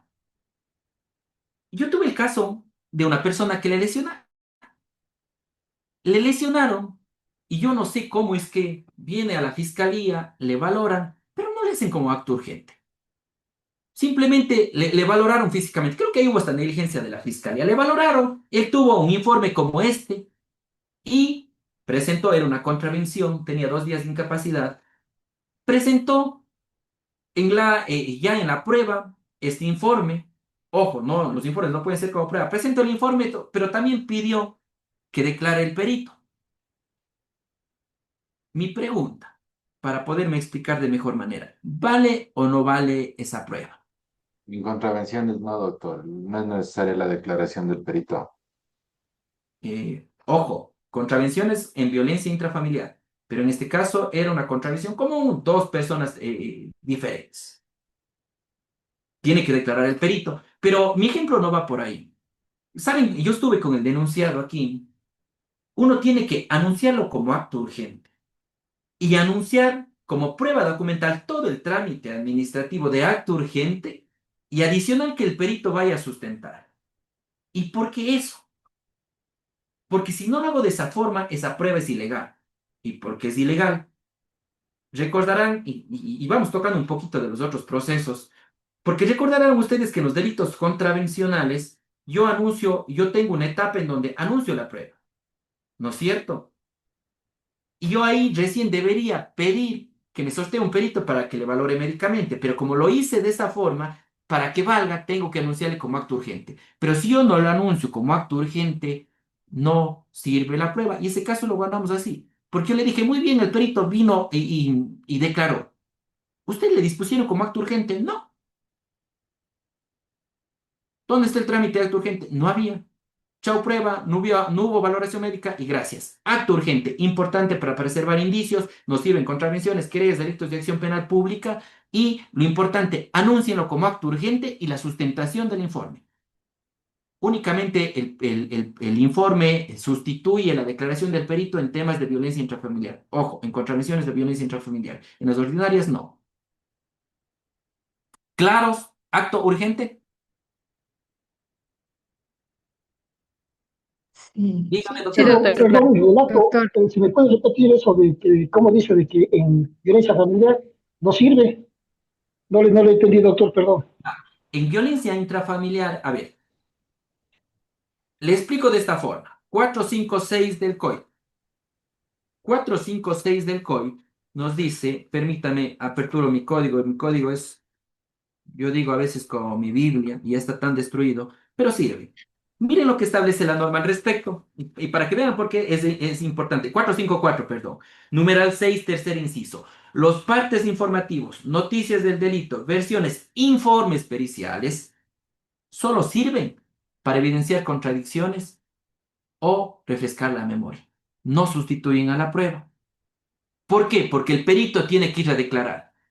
Esta regla tiene una excepción. La excepción es en contravenciones de violencia de género. Solo en contravenciones de violencia de género, de violencia intrafamiliar. Solo en contravenciones de violencia intrafamiliar, el informe sí puede sustituirle al perito. No es necesario que vaya el perito. Solo puede ir o solo puede darse lectura al informe pericial. ¿Claros? sí, doctor, no sé si me regreso demasiado, pero me queda pendiente el tema este de, en el caso que el compañero, el doctor, expuso respecto a que Fiscalía le negó lo presentado, lo solicitado por él como acto urgente, que habían retenido en esa cooperativa JET, creo que dio, a esta persona que había sido imposible localizar para que se le notificara o para que se le rindiera la Sí. versión. No recuerdo bien cuál de esos dos fue lo que solicitó él y que le negaron, en este caso, al haber sido retenido por los guardias de la cooperativa JET, mientras el doctor que puso el ejemplo hacía el trámite de solicitud como acto urgente, ¿no se le estaría vulnerando aquí el debido proceso? ¿No se estaría vulnerando el No, debido proceso respecto a una forma de no, notificar de esa manera, retener a una no, persona para, no, porque porque no la detención, aparecía? No, no no, lo no se con... está vulnerando el derecho a la defensa porque la detención no es una forma para notificar o no es un medio para notificar. Más bien, la detención tiene sus propios fines. En este caso, la detención puede ser para que le lleven a que declare, si es que no acudió en los anteriores dos llamamientos, pero el hecho de que no les dé el acto urgente no significa eso. Yo no le estoy privando del derecho a la defensa. No, yo digo, yo me refiero a la detención. ¿No sería allí una manera como improcedente de detener a una persona para que se le notifique o para que se le lleve De a hecho, rendir un... De hecho, sí, si es que lo hago sin que haya una disposición de fiscalía o de un juez, evidentemente es una privación de la libertad ilegal y no pueden hacer, están Exacto. todos, evidentemente. Entonces, Si es que hay un de por medio una orden de autoridad competente, ahí sí. ¿Listo? exacto. Avance. Listo, gracias. Doctor, una consulta muy puntual. Respecto, usted decía que de violencia intrafamiliar el informe sustituye, digamos, el informe suficiente y no es necesario el perito, pero sí se puede pedir la comparecencia del perito a la Ah, audiencia. claro, claro. De hecho, como estrategia, yo lo que les recomiendo es llamen al perito. Porque una cosa es que uno lea el informe y otra cosa es que el perito diga, le golpeó acá, y por algo más. Porque recuerden que ustedes pueden interrogarle. ¿Qué tal que ya nos dice cómo fue las lesiones? Pero yo necesito que me corrobore que esa lesión fue por un puñete, como en efecto denuncié. El perito puede explicar. O que le golpee con un palo. El perito puede decir, sí, esa lesión es producto de objeto contundente. ¿Puede ser un palo? Sí, sí, puede ser. Gracias. Entonces, para utilizarle estratégicamente al perito, sí, yo siempre les llamo como a declaración, pero eso no quita que podrían sustituirla. Nada más. Estratégicamente les recomiendo, estimados doctores, llámenle a que declare el perito. Doctor, una consultita. O sea, pero en el momento que se hace el acto, se solicita el acto urgente, ahí mismo se solicita que actúe el perito, la pericia Claro, sobre, el sobre acto urgente el... se lo hace ese rato. Por supuesto que sí, En el escrito se le agrega ahí que se solicita la pericia. exactamente. Doctor, Ya, una vamos. preguntita. ¿Para el acto urgente es necesario tener puesta ya la denuncia No, no, no, no. De o hecho, no. directo? Antes ni de que se aperture nada, antes de que haya una denuncia contravencional ni nada, yo puedo pedir el acto urgente. Por eso es urgente, es rápido. Vayamos, sigamos. Quiero ahora tratar un segundo tema que es importantísimo. Y recordarán ustedes este caso de violación que yo les comenté y que fue sentenciado por abuso sexual. En este caso, en este caso hubo ADN. Hubo ADN, le tomaron muestras a la víctima, hisopados y querían cotejar si es que, porque ella decía que le penetró, de hecho en su declaración decía que le penetró y que también parte de su esperma le cayó en el cuerpo, eso decía ella. Entonces se recolectó los hisopados, ya se hizo las pericias, pero necesitan cotejar. Fiscalía, y esto les voy a compartir, Fiscalía pidió que el señor, en este caso, el señor procesado, porque le cogieron en flagrancia, el señor procesado acuda a dar sus muestras de sangre. Pregunta, ¿puedo obligarle a que dé sus muestras de sangre? No. No, doctor. ¿No es cierto? Y esto está vinculado con el Nemo Tenet. El Nemo Tenetur, en simple, para no devanarnos en eso, es no me pueden obligar a yo realizar actos que me terminen autoincriminando.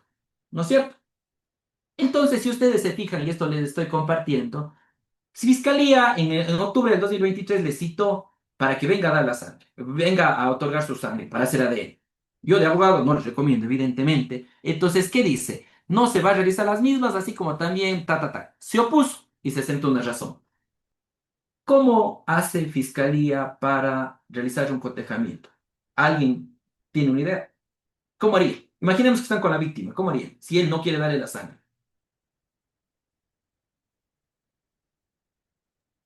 Doctor, ¿se podría en este caso solicitar que, como no quiere dar una muestra de sangre, podría hacerse otro tipo de muestra? Puede ser un cabello, un Sí, fluido pero bucal, no sé. es toda. El Nemo Tenetur le protege a cualquier forma de obtención de un cabello, piel, lo que usted quiera. No pueden obligarle a darle un cabello, no pueden obligarle a darle sangre, no pueden darle a dar una saliva, no pueden hacer nada. Pero, Tal vez como pariente, perdón, tal vez como pariente. Oh. no, tiene que ser con él, derecho penal de acto. ¿Y alguna comparación con la Cruz Roja, doctor? Tal vez Y si es alguna. que le hacen, y si es que le hacen con un pariente, facilito defender responsabilidad. ¿No creen? No se demostraría de que después es muy cotejable. Bueno, era una idea nada más. Les voy a explicar qué hace Fiscalía y qué deben evitar ustedes y estar pendientes. Y esto, espero no esté ningún fiscal porque me ha de hablar. Me va a decir por qué cuentan nuestros secretos.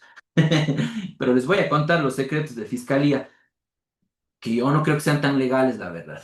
Les voy a explicar. Solo estoy buscando el documento, porque a mí me gusta con documentos. Estos documentos, por obvias razones, no todos, unos voy a subirles, otros no les voy a poder subir, pero les voy a explicar, que creo que es lo más importante. Permítanme, solo estoy tratando de ubicar. Cuando no, solo permítame 10 segundos, perdónenme la demora, justo ahora se me perdió el documento. Eh, Les voy a explicar qué hace Fiscalía mientras aparece este documento. Yo quiero cotejar, ¿no es cierto? Pero no me da. Le llame a que rinda sus muestras sanguíneas, no me da. Yo puedo utilizar la figura del allanamiento.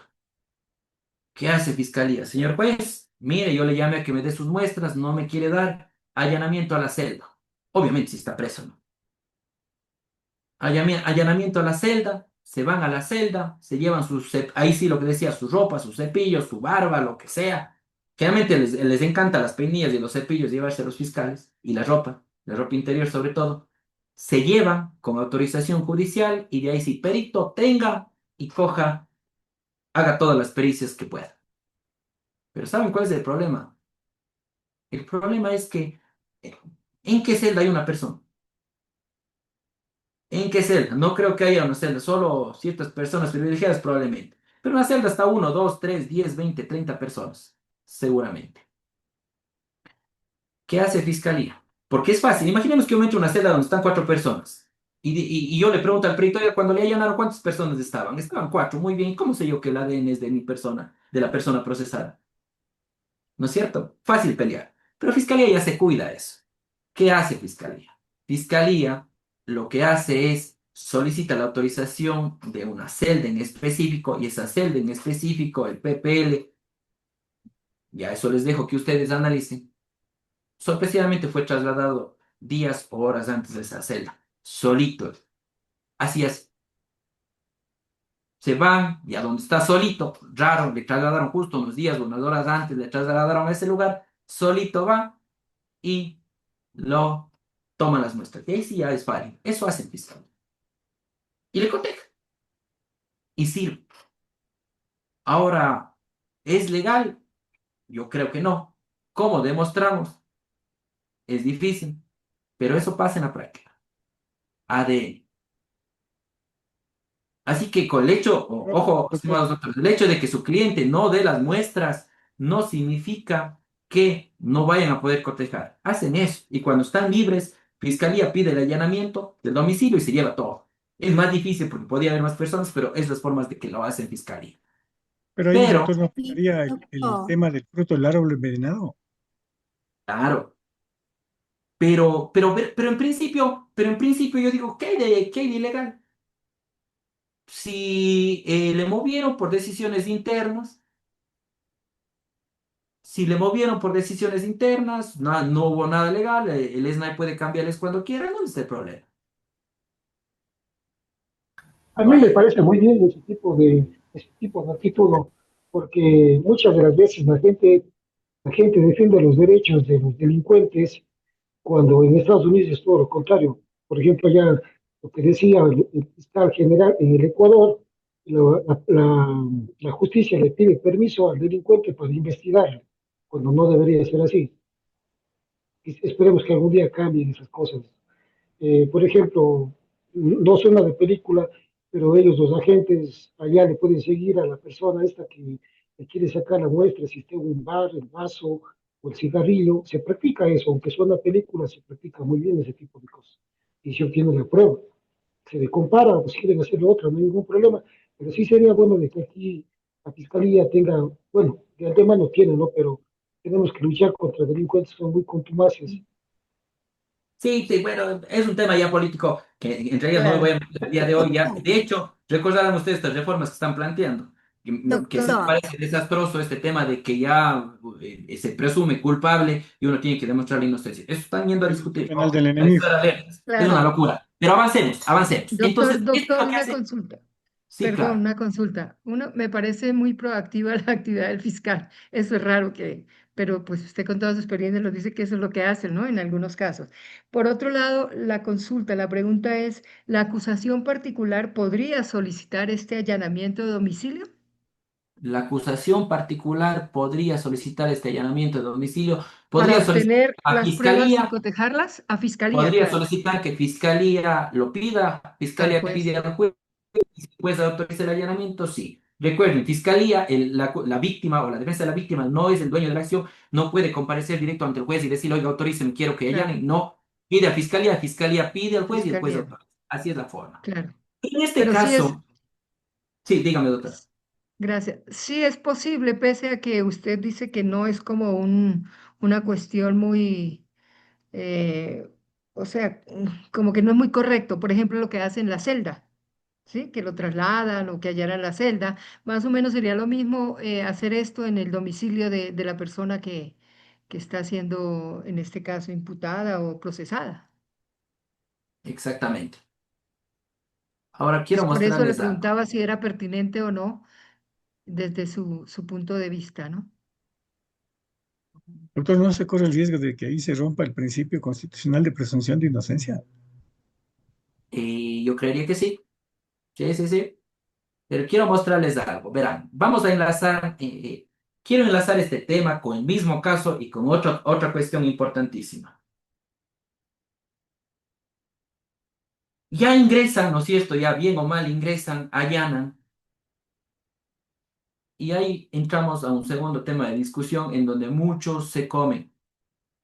Me refiero a los policías. Yo he visto procesos en donde las fiscalías salen muertas de iras porque el policía se come. ¿Se come qué? Cuando ingresaron al allanar y llevarse las muestras de mi cliente, yo digo, cuando uno actúa mal, a veces no sale bien nada, ¿no? Entonces ingresan, ojo, para no ahondar, no alargarnos de historia, ingresan, la autorización le dieron el 9 de octubre, ingresaron el 10 de octubre, ingresan, se llevan la ropa, ustedes ven sábana térmica, toalla de baño, prenda de vestir, mascarilla, todo, peinilla, afeitadora, lo que les decía que les encanta llevarse, todo se llevaron. Pero aquí vamos a discutir cadena de custodia. La cadena de custodia, estimados doctores, doctoras, estudiantes y todos los que gentilmente nos acompañan, es fundamental para garantizar la veracidad de los indicios. Porque si yo no hago una adecuada cadena de custodia, ahí sí, fruto del árbol envenenado, lo que decía el anterior doctor. Tengo que hacer una adecuada cadena de custodia. Tengo que hacerlo. Pero ¿qué pasa muchas veces? Muchas veces no se lo no, y ojo, los abogados no nos damos cuenta o no discutimos o no medimos siquiera la importancia. Y como claro, el abogado, a veces el fiscal ya sabe, pero está rogando que el abogado de la defensa no se dé cuenta. Y muchas veces no se da cuenta y pasa por alto. Es importante fechas, es importante lugares, es importante todo de la cadena de custodia. En este caso de violación, ¿sabe qué pasó? Ellos allanaron el 10 de octubre. ¿Qué fecha dice que han hecho la cadena de custodia? Pueden leer, 11 de octubre. El 11 de octubre. 11. Ingresaron el 10 y registraron la cadena de custodia el 11 de octubre. Para mí, se destruyó la cadena de custodia, para mí se destruyó la veracidad de la prueba, de los indicios que levantaron y todo lo que hagan con eso, todo el ADN que después dio positivo a algunos elementos de estos, chao. Para mí. Doctor, no sé si puedo dar mi aporte en torno a cadena de custodia. Fui perito Gracias, durante más doctor. de 18 años, perito criminalístico, y ahora ya me encuentro en el libre ejercicio. La hora de la cadena de custodia es puesto que el allanamiento digamos, empezamos a las 11 de la noche. El procedimiento continúa y por eso es lo que se pone la hora del siguiente día. Sin embargo, a toda cadena de custodia lo que le respalda es el informe de inspección ocular técnica. En ese informe de inspección ocular técnica va bien relacionado las horas, entonces no existe ese error en el informe. En la cadena puede malinterpretarse que la hora digamos, la fecha fue otra. Esa aclaración nada más en torno a cadena de custodia, doctor. Gracias, gracias, doctor. Pero les cuento algo. y les voy a compartir esto para que vean, sí, efectivamente puede darse que empezaron un día y terminan el otro día, estoy de acuerdo, pero este caso que yo les estoy comentando no era así, porque aquí les comparto el acta de allanamiento. El allanamiento lo hicieron, más bien fue al revés, miren, la memoria me es ingrata. El allanamiento, y esto es peor, El el 12. allanamiento lo hicieron el 12 de octubre y la cadena dice el 11. No recordaba ese tema, pero el acta de allanamiento me dicen que hicieron el 12 de octubre. ¿Cuándo levantaron? El 11. Ahí sí, al estimado doctor que era perito, tengo o no tengo razón que está equivocado. Tiene toda la razón, doctor. Entonces, hay que fijarnos en las fechas de las cadenas de custodia. Porque si es que yo allano el 12 y dice que ya han levantado el 11, oiga, ¿de dónde allanaron? ¿Qué hicieron? No. Hay un Doctor, caso, hay una serie muy bonita que les recomiendo ver a los que no han visto. Se llama Crímenes Americanos, del caso de O.J. Simpson. Y ahí se discute mucho cadenas de custodia y justamente ahí se habla de estos temas. Es muy fabuloso. Pero, ¿qué quiero? ¿Cómo termino con el tema de cadenas de custodia? Es importante analizarlo, es importante fijarnos en los detalles. Fijémonos en los detalles. Doctor, Fijémonos en los detalles. doctor, una consulta. Claro que sí. Doctor, ¿qué pasa si dentro de la cadena de custodia se fija algún indicio que no es inherente al hecho, doctor? A ver, no le entendí eso. Por ejemplo, solo a breves rasgos, se fija un indicio dentro de dentro de un presunto delito de asesinato, de homicidio. Dentro de este homicidio hubo un cuchillo y, ¿qué se me ocurre? Un cuchillo nada más y las prendas de vestir del sospechoso. Pero dentro de la cadena de custodia se fija como indicio una bala, que no existió ninguna pistola ni nada, y hay una errónea aplicación de la cadena de custodia. Automáticamente le beneficia porque qué indicio y prueba en el juicio le va a servir. No, no está vinculado con el hecho. Pero verán, esto de los detalles, doctores, doctoras, estudiantes, es fundamental. En Doctor, todo. Antes Diga. de pasar, no sé, malito, si nos puede explicar cómo debería estar detallado en las fechas, según el ejemplo que usted puso de las fechas, de la que ahorita, del Yo informe. recomiendo, verán, y ahí tomando la observación del estimado doctor, si es que inicié el 10 y terminé a las 11, 10 de la noche y terminé el siguiente día, efectivamente ya no hay problema, empecé el 10 y terminé el 11, con que establezcan la fecha exacta en la cual se hizo el levantamiento, está perfecto. Y como lo dice el doctor, eso lo vinculan con esta otra pericia en donde dicen, oiga, ¿qué horas ingresé? ¿Qué nomás hice? ¿Qué horas terminé? Entonces ahí ya se concatena, ¿no es cierto? Pero tenemos que delimitar muy bien fechas y horas.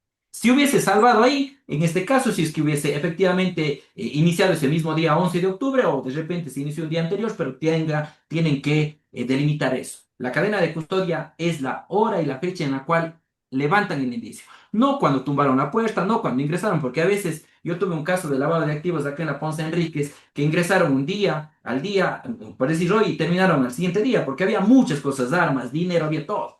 Entonces, obviamente, tiene que ponerse la cadena de custodia el momento en el cual se levanta. Ojo. Y que no necesariamente está relacionado en el momento en el cual se ingresó. Ya. Pero los detalles, estimados doctores, sirven en todo.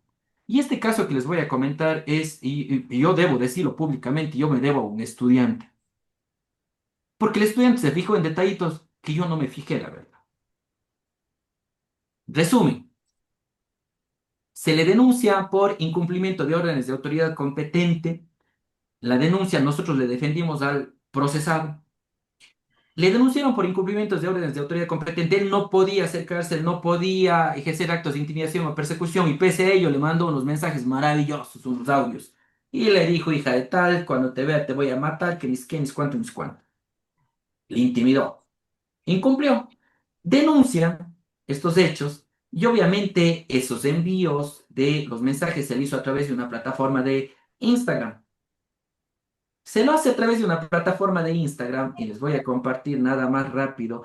Y nosotros necesitábamos preservar, o más bien ellos necesitaban preservar esa información hicieron una pericia de preservación de información que es como un reconocimiento, más o menos, pero preservan. Piensen en un acto urgente. Miren, algo, y aprovecho explicándoles, ¿no? Hay una pericia que puede hacer la policía o los peritos que obedecen a fiscalía que se llama el de preservación, que es esta. Se requiere la preservación de la información consistente. Tac, tac, hicieron esta pericia para preservar que esta información de Instagram no se elimine. ¿Ya? Hasta ahí todo bien. Se hace la preservación, el perito dice aquí hay estos audios, y voy a lo importante, ¿no es cierto? Dice, hay estos audios, preservo y le grabo en un CD. Detalles. El CD me dice que es color tal, serie tal. Ojo, fíjense en la serie. Detalles. Preservan esto, entonces después, claro, ya piden autorización judicial para poder extraer la información, se designa un perito para que extraiga, porque esto es solo de preservación. Ahora yo necesito hacer otra pericia para extraer esa información, ver qué dijo, traducir, todo, ¿no es cierto? Pero necesitamos una autorización para eso. Fiscalía solicita una autorización. Fíjense, y desde aquí ya comienza el error. MAP 6301D, ¿verdad? Sí se ve en el documento, no sé si es que se puede, voy a ver si le pongo un poquito más de zoom. Sí, se ve Ahí, visualizado. ya, muy bien. Fíjense en lo que solicita Fiscalía. MAP 6301D, este es un impulso fiscal para autorizar la extracción. ¿Qué dice la serie? MAP 630AD, 0AD. Fiscalía dice 01D. Ahí no hay diferencia. Y van a ver lo relevante que es. Porque en este caso la única prueba que tenían para justificarme el cumplimiento de órdenes de autoridad competente era estos insultos por través de esta plataforma. Solicita la autorización, el juez, el juez no, por un principio dispositivo, no puede ir más allá de, el juez autoriza la extracción. Recuerden, 1D, AD, esa es la única diferencia. Miren esto. El juez autoriza justamente la extracción, realizar el reconocimiento y la extracción de información de 1D. ¿Sí se fijan? De lo que pidió Fiscalía. Sí. Se hace la pericia, ya hacen la pericia de extracción, y aquí pasa algo chévere, ¿verdad? Y hacen el mismo CD, ¿y de qué serías? 3AD. Ya Esperando cayeron en otro. cuenta. Ya cayeron en cuenta los peritos que había un error. Yo no sé si antes o después ellos hicieron de la serie correcta, que sí era, pero que ni Fiscalía pidió ni el juez autorizó. Claro. ¿No es cierto? Entonces yo no me había dado en cuenta porque yo iba a pelear otro tema que es importante también, cómo justifico que esa voz es de la misma persona. Hay una pericia que analiza el cotejamiento de voces, nunca hicieron. Entonces yo iba concentrado a pelear, a decir, oiga, ¿cómo sabemos que, primero, esa cuenta es de él, Instagram? ¿Cómo sabemos que es de él? Segundo, ¿cómo sabemos que él envió? Tercero, ¿cómo sabemos que es el audio o la voz de él? Que para mí era una discusión válida también. Pero saben que esto peleamos en la preparatoria de juicio y el juez nos dio el sobreseimiento por esto. Porque dijo, oiga, yo le autorizo una cosa y usted hizo otra. Y eso no me sirve, eso no vale, eso es ilegal. Y yo, recuerden ustedes la facultad del 601, ¿qué nos dice el 601 del COIP? Valorar y evaluar los elementos de convicción, excluir los elementos de convicción que son ilegales. Este es un elemento de convicción ilegal, porque yo no le autoricé que haga esto. No le valoró el único elemento de convicción, nos dieron la razón sobre seguimiento. Pero doctor, una preguntita, pero en realidad el contenido sí era real, sí era de lo que necesitaba o solamente se equivocaron No, en los no. números.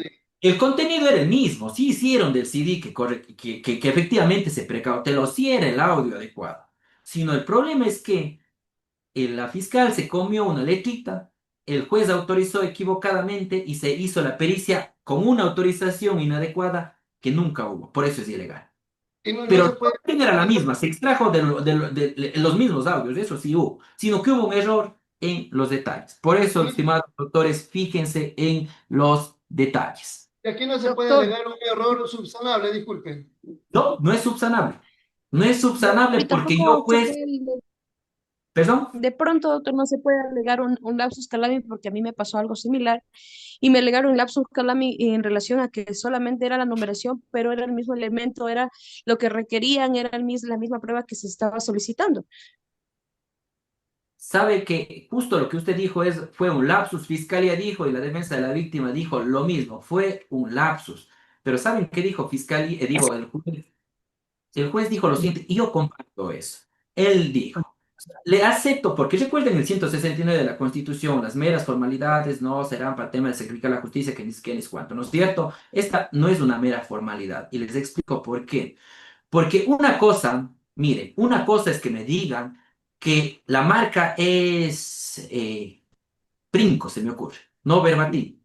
O que en lugar de poner DVD-R es DVD doble R. Puede ser un lapsus que no influye, pero todo CD tiene como una cédula. No van a encontrar otro CD con esta serie, es como una huella dactilar.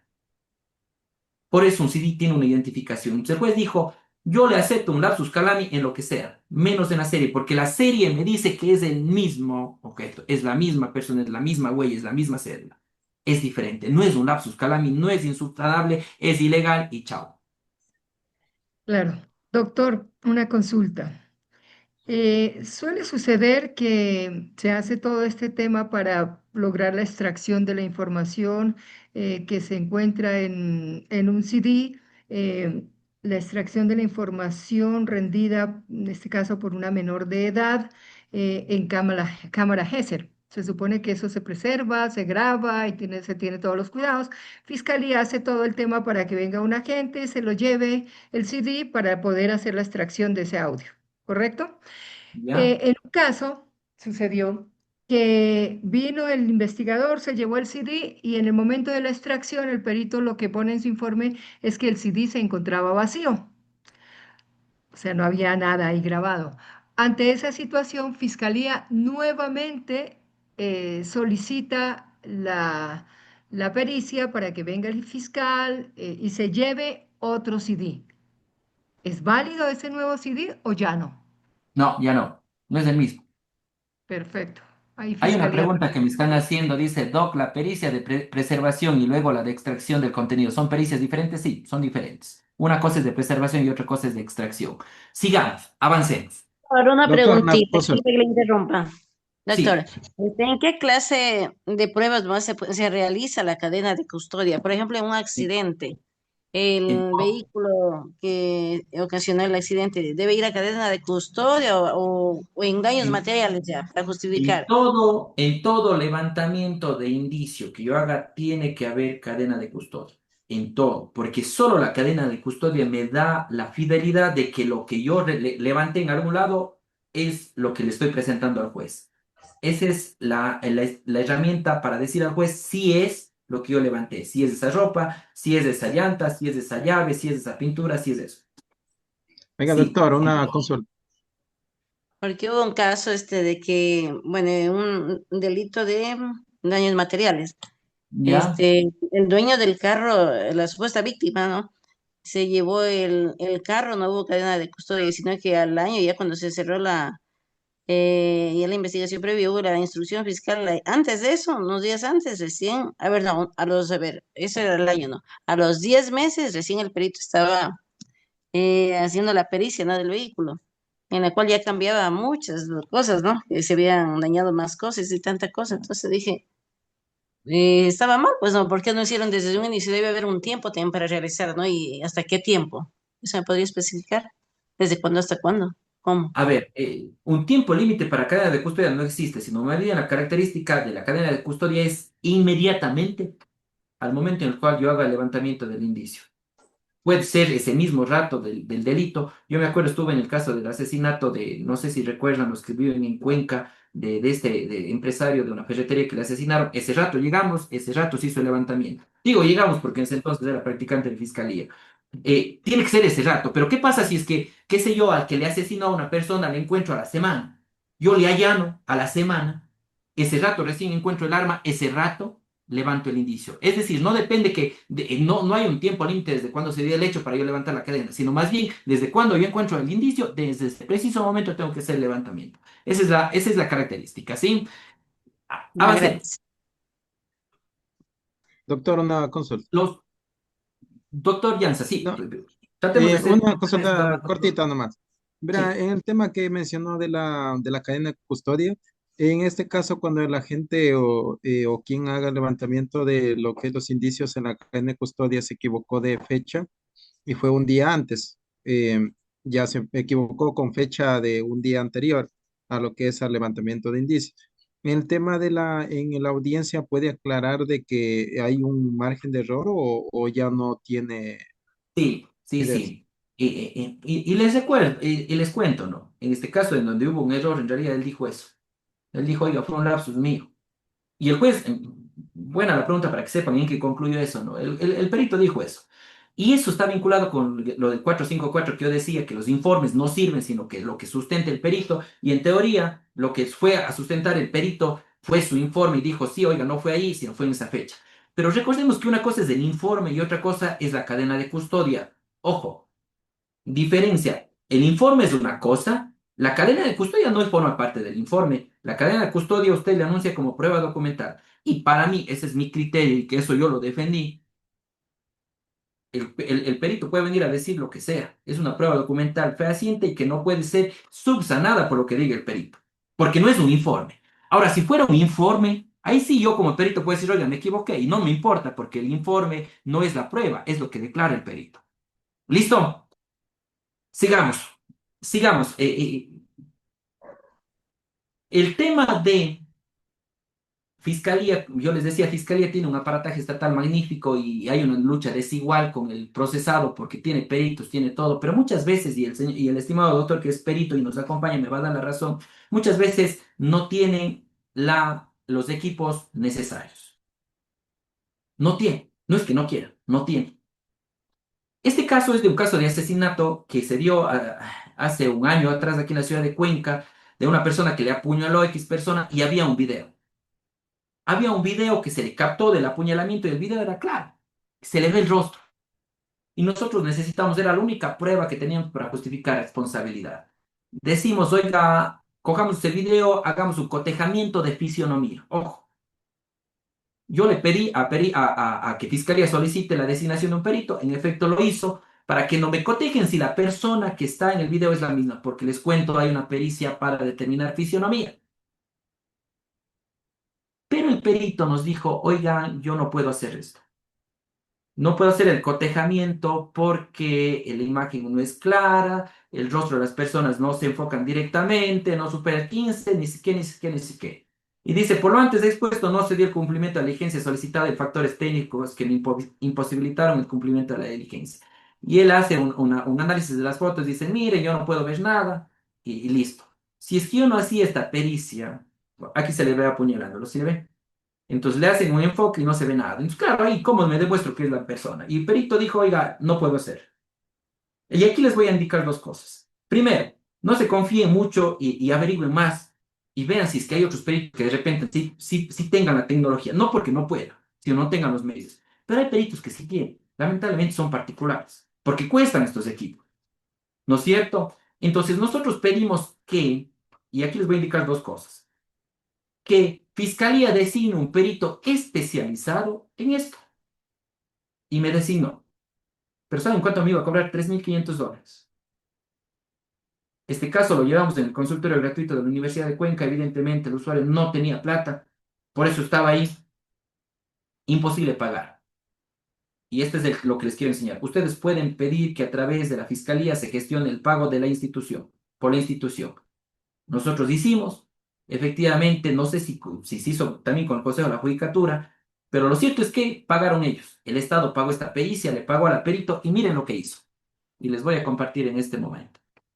Porque uno puede, en primer lugar, puede solicitar la intervención de otros peritos para que salven de repente aquellas pericias que no se pueden hacer por temas de dinero, por lo que sea, y yo también puedo pedir que la Fiscalía cubra esos rubros. Ojo.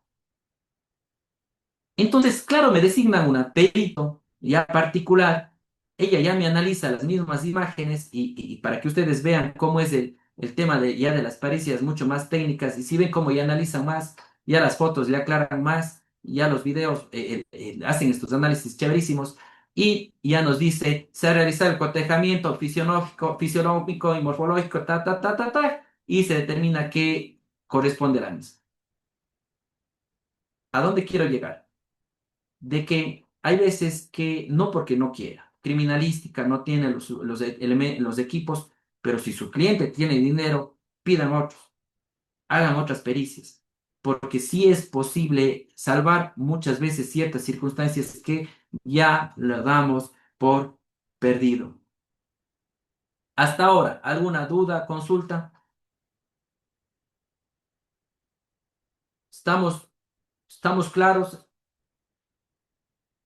Vamos ahora a hablar respecto de la recopilación de videos, la recopilación de imágenes y por qué lo de las notarías no nos sirve.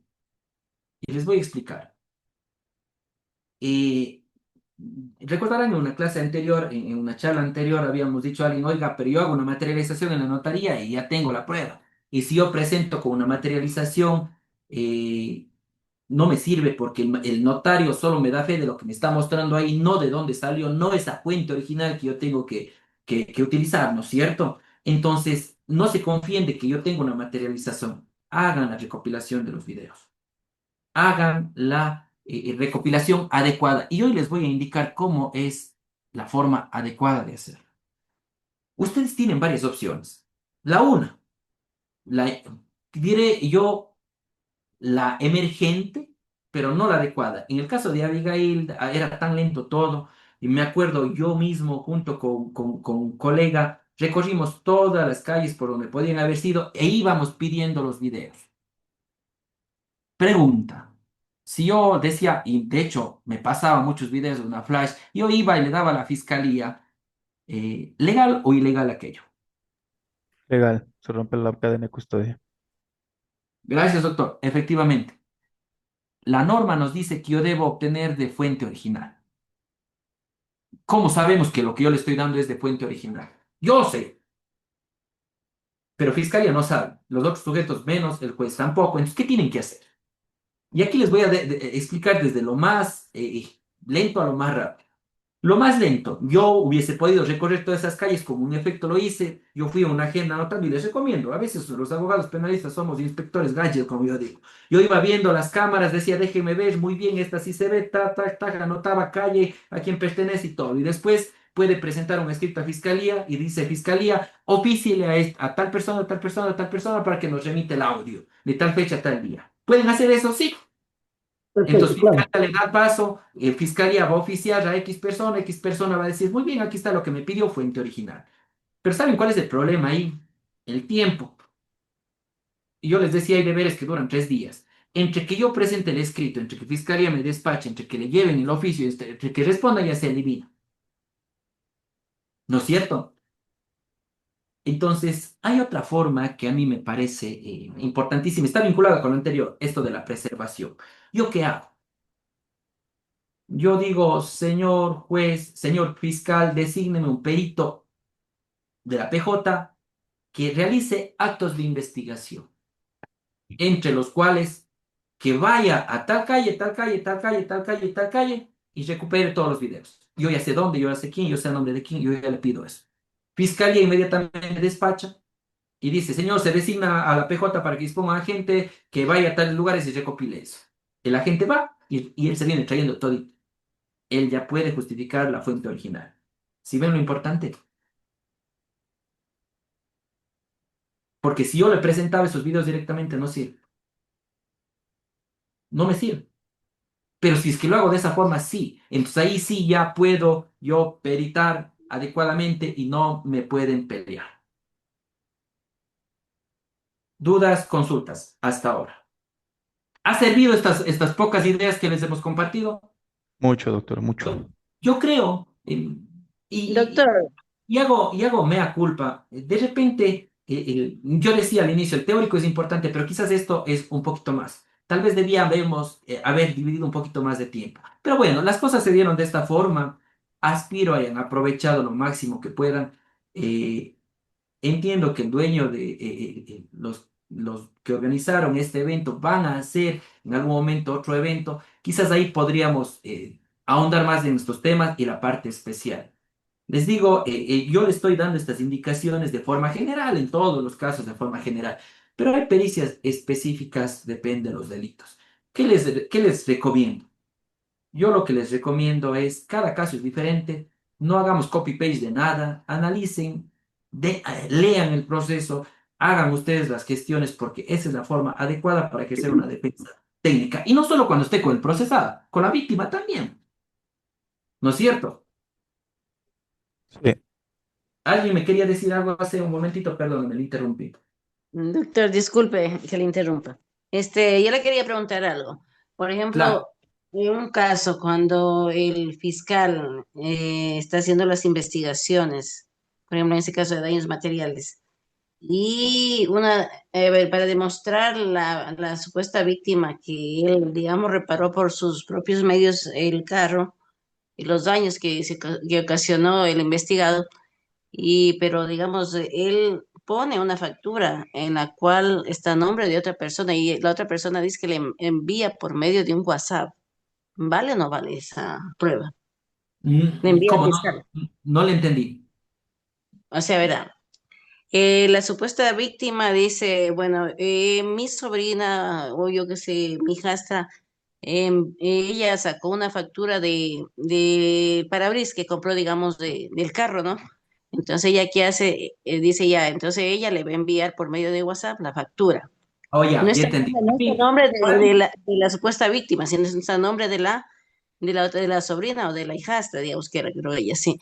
Y ella dice, saqué porque mi, no, sí vale, mi pariente, doctora. digamos, Sí sí vale, vale. doctora, porque yo puedo presentar y después le llevo a que ella declare justamente y justifique cómo es la factura, de dónde salió. No pasa nada. Ahí entra justamente la sana crítica del juez y la valoración en conjunto de todo el elemento probatorio. Quiero terminar, por respeto a su tiempo, con este tema. Gracias. Detalles. En los delitos de violencia sexual, recuerden ustedes que uno no puede revictimizarle y no pueden hacerle, al menos en teoría, dos valoraciones ginecológicas cuando es víctima de violación. Este caso que les estoy compartiendo es un delito de violación flagrante en donde le llevaron al hospital y el hospital le valoró médicamente y después Fiscalía ya no lo hizo por este tema de revictimización. Se comienza el problema con los hospitales, este fue en el hospital, y no quiero desmerecer, creo que hacen un buen trabajo, pero a veces justamente por la carga, pese a que los casos son delicados y no son médicos forenses o médicos de especialistas, entonces muchas veces omiten ciertos detalles, ¿no es cierto?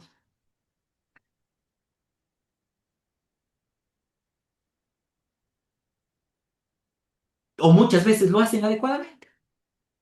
En este caso de violación, era un caso de violación en donde la víctima decía, me cogió desprevenida, me arrastró, como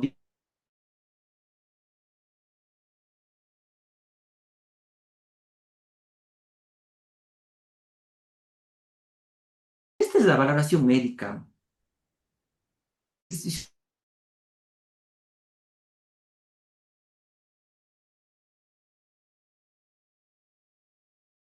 Dio dos cachetadas, pueden provocar lesiones como no pueden. Tórax sin alteración, abdomen sin alteración, extremidades sin alteración. Ella dijo que le arrastró. Me acuerdo, le pregunté, le dije, oiga, ¿y de qué parte le arrastró? Y dijo, me arrastró todo. O sea, ¿le arrastró las piernas? Sí, sí, me arrastró todo. Nunca encontraron nada. Pero algo más. El examen genético genital externo toma las muestras, todo. Pero ellos dicen que en la región eh, genital externa, aspecto normal, imen normal, con desgarros antiguos, no sangrado. ¿A dónde quiero llegar? Siempre fíjense cómo se valora médicamente, porque esto puede ser una estrategia de defensa, que en efecto nosotros lo utilizamos y evidenciamos que la víctima no estaba diciendo la verdad, porque si le arrastró, si le violó, le penetró cuantas veces sea, ojo, no necesariamente una penetración provoca desgarros, ojo, depende de la edad, depende de la contextura de la persona, depende todo, pero debe haber un indicio de lesión. No hubo nada.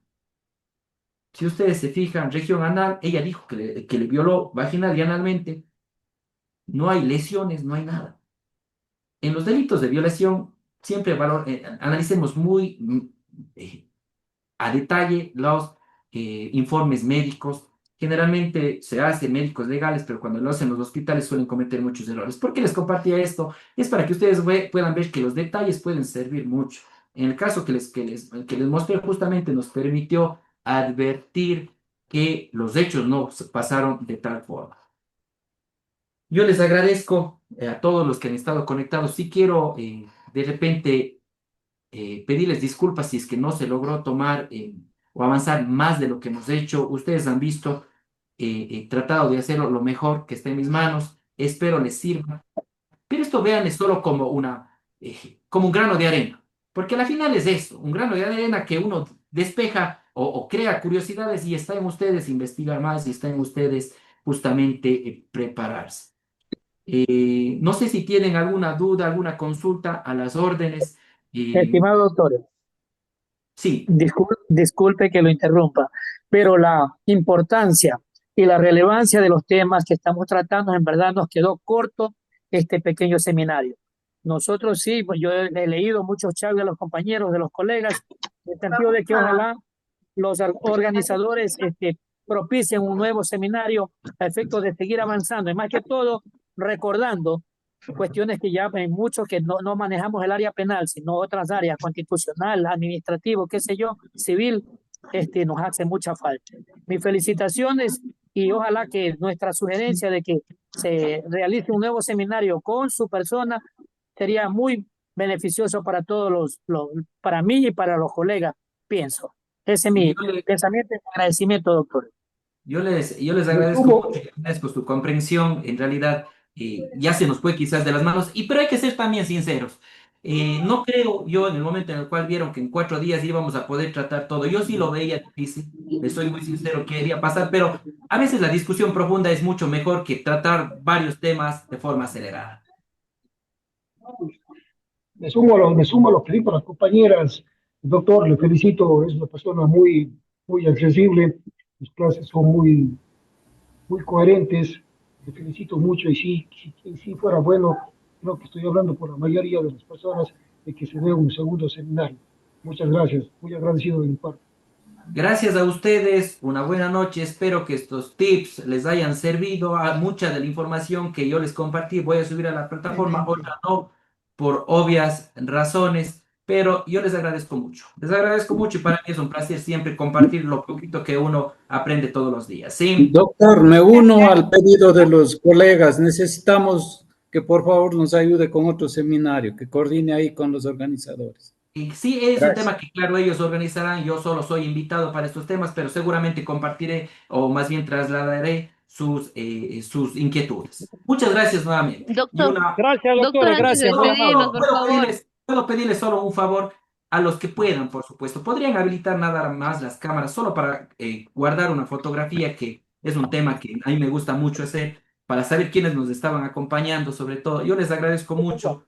Para mí es un gusto, un placer. Permítanme, solo hago una captura de pantalla y Nos hubiéramos maquillado, nos hubiera avisado, doctor, de la foto. No, todos se ven fenomenales. Muchas gracias.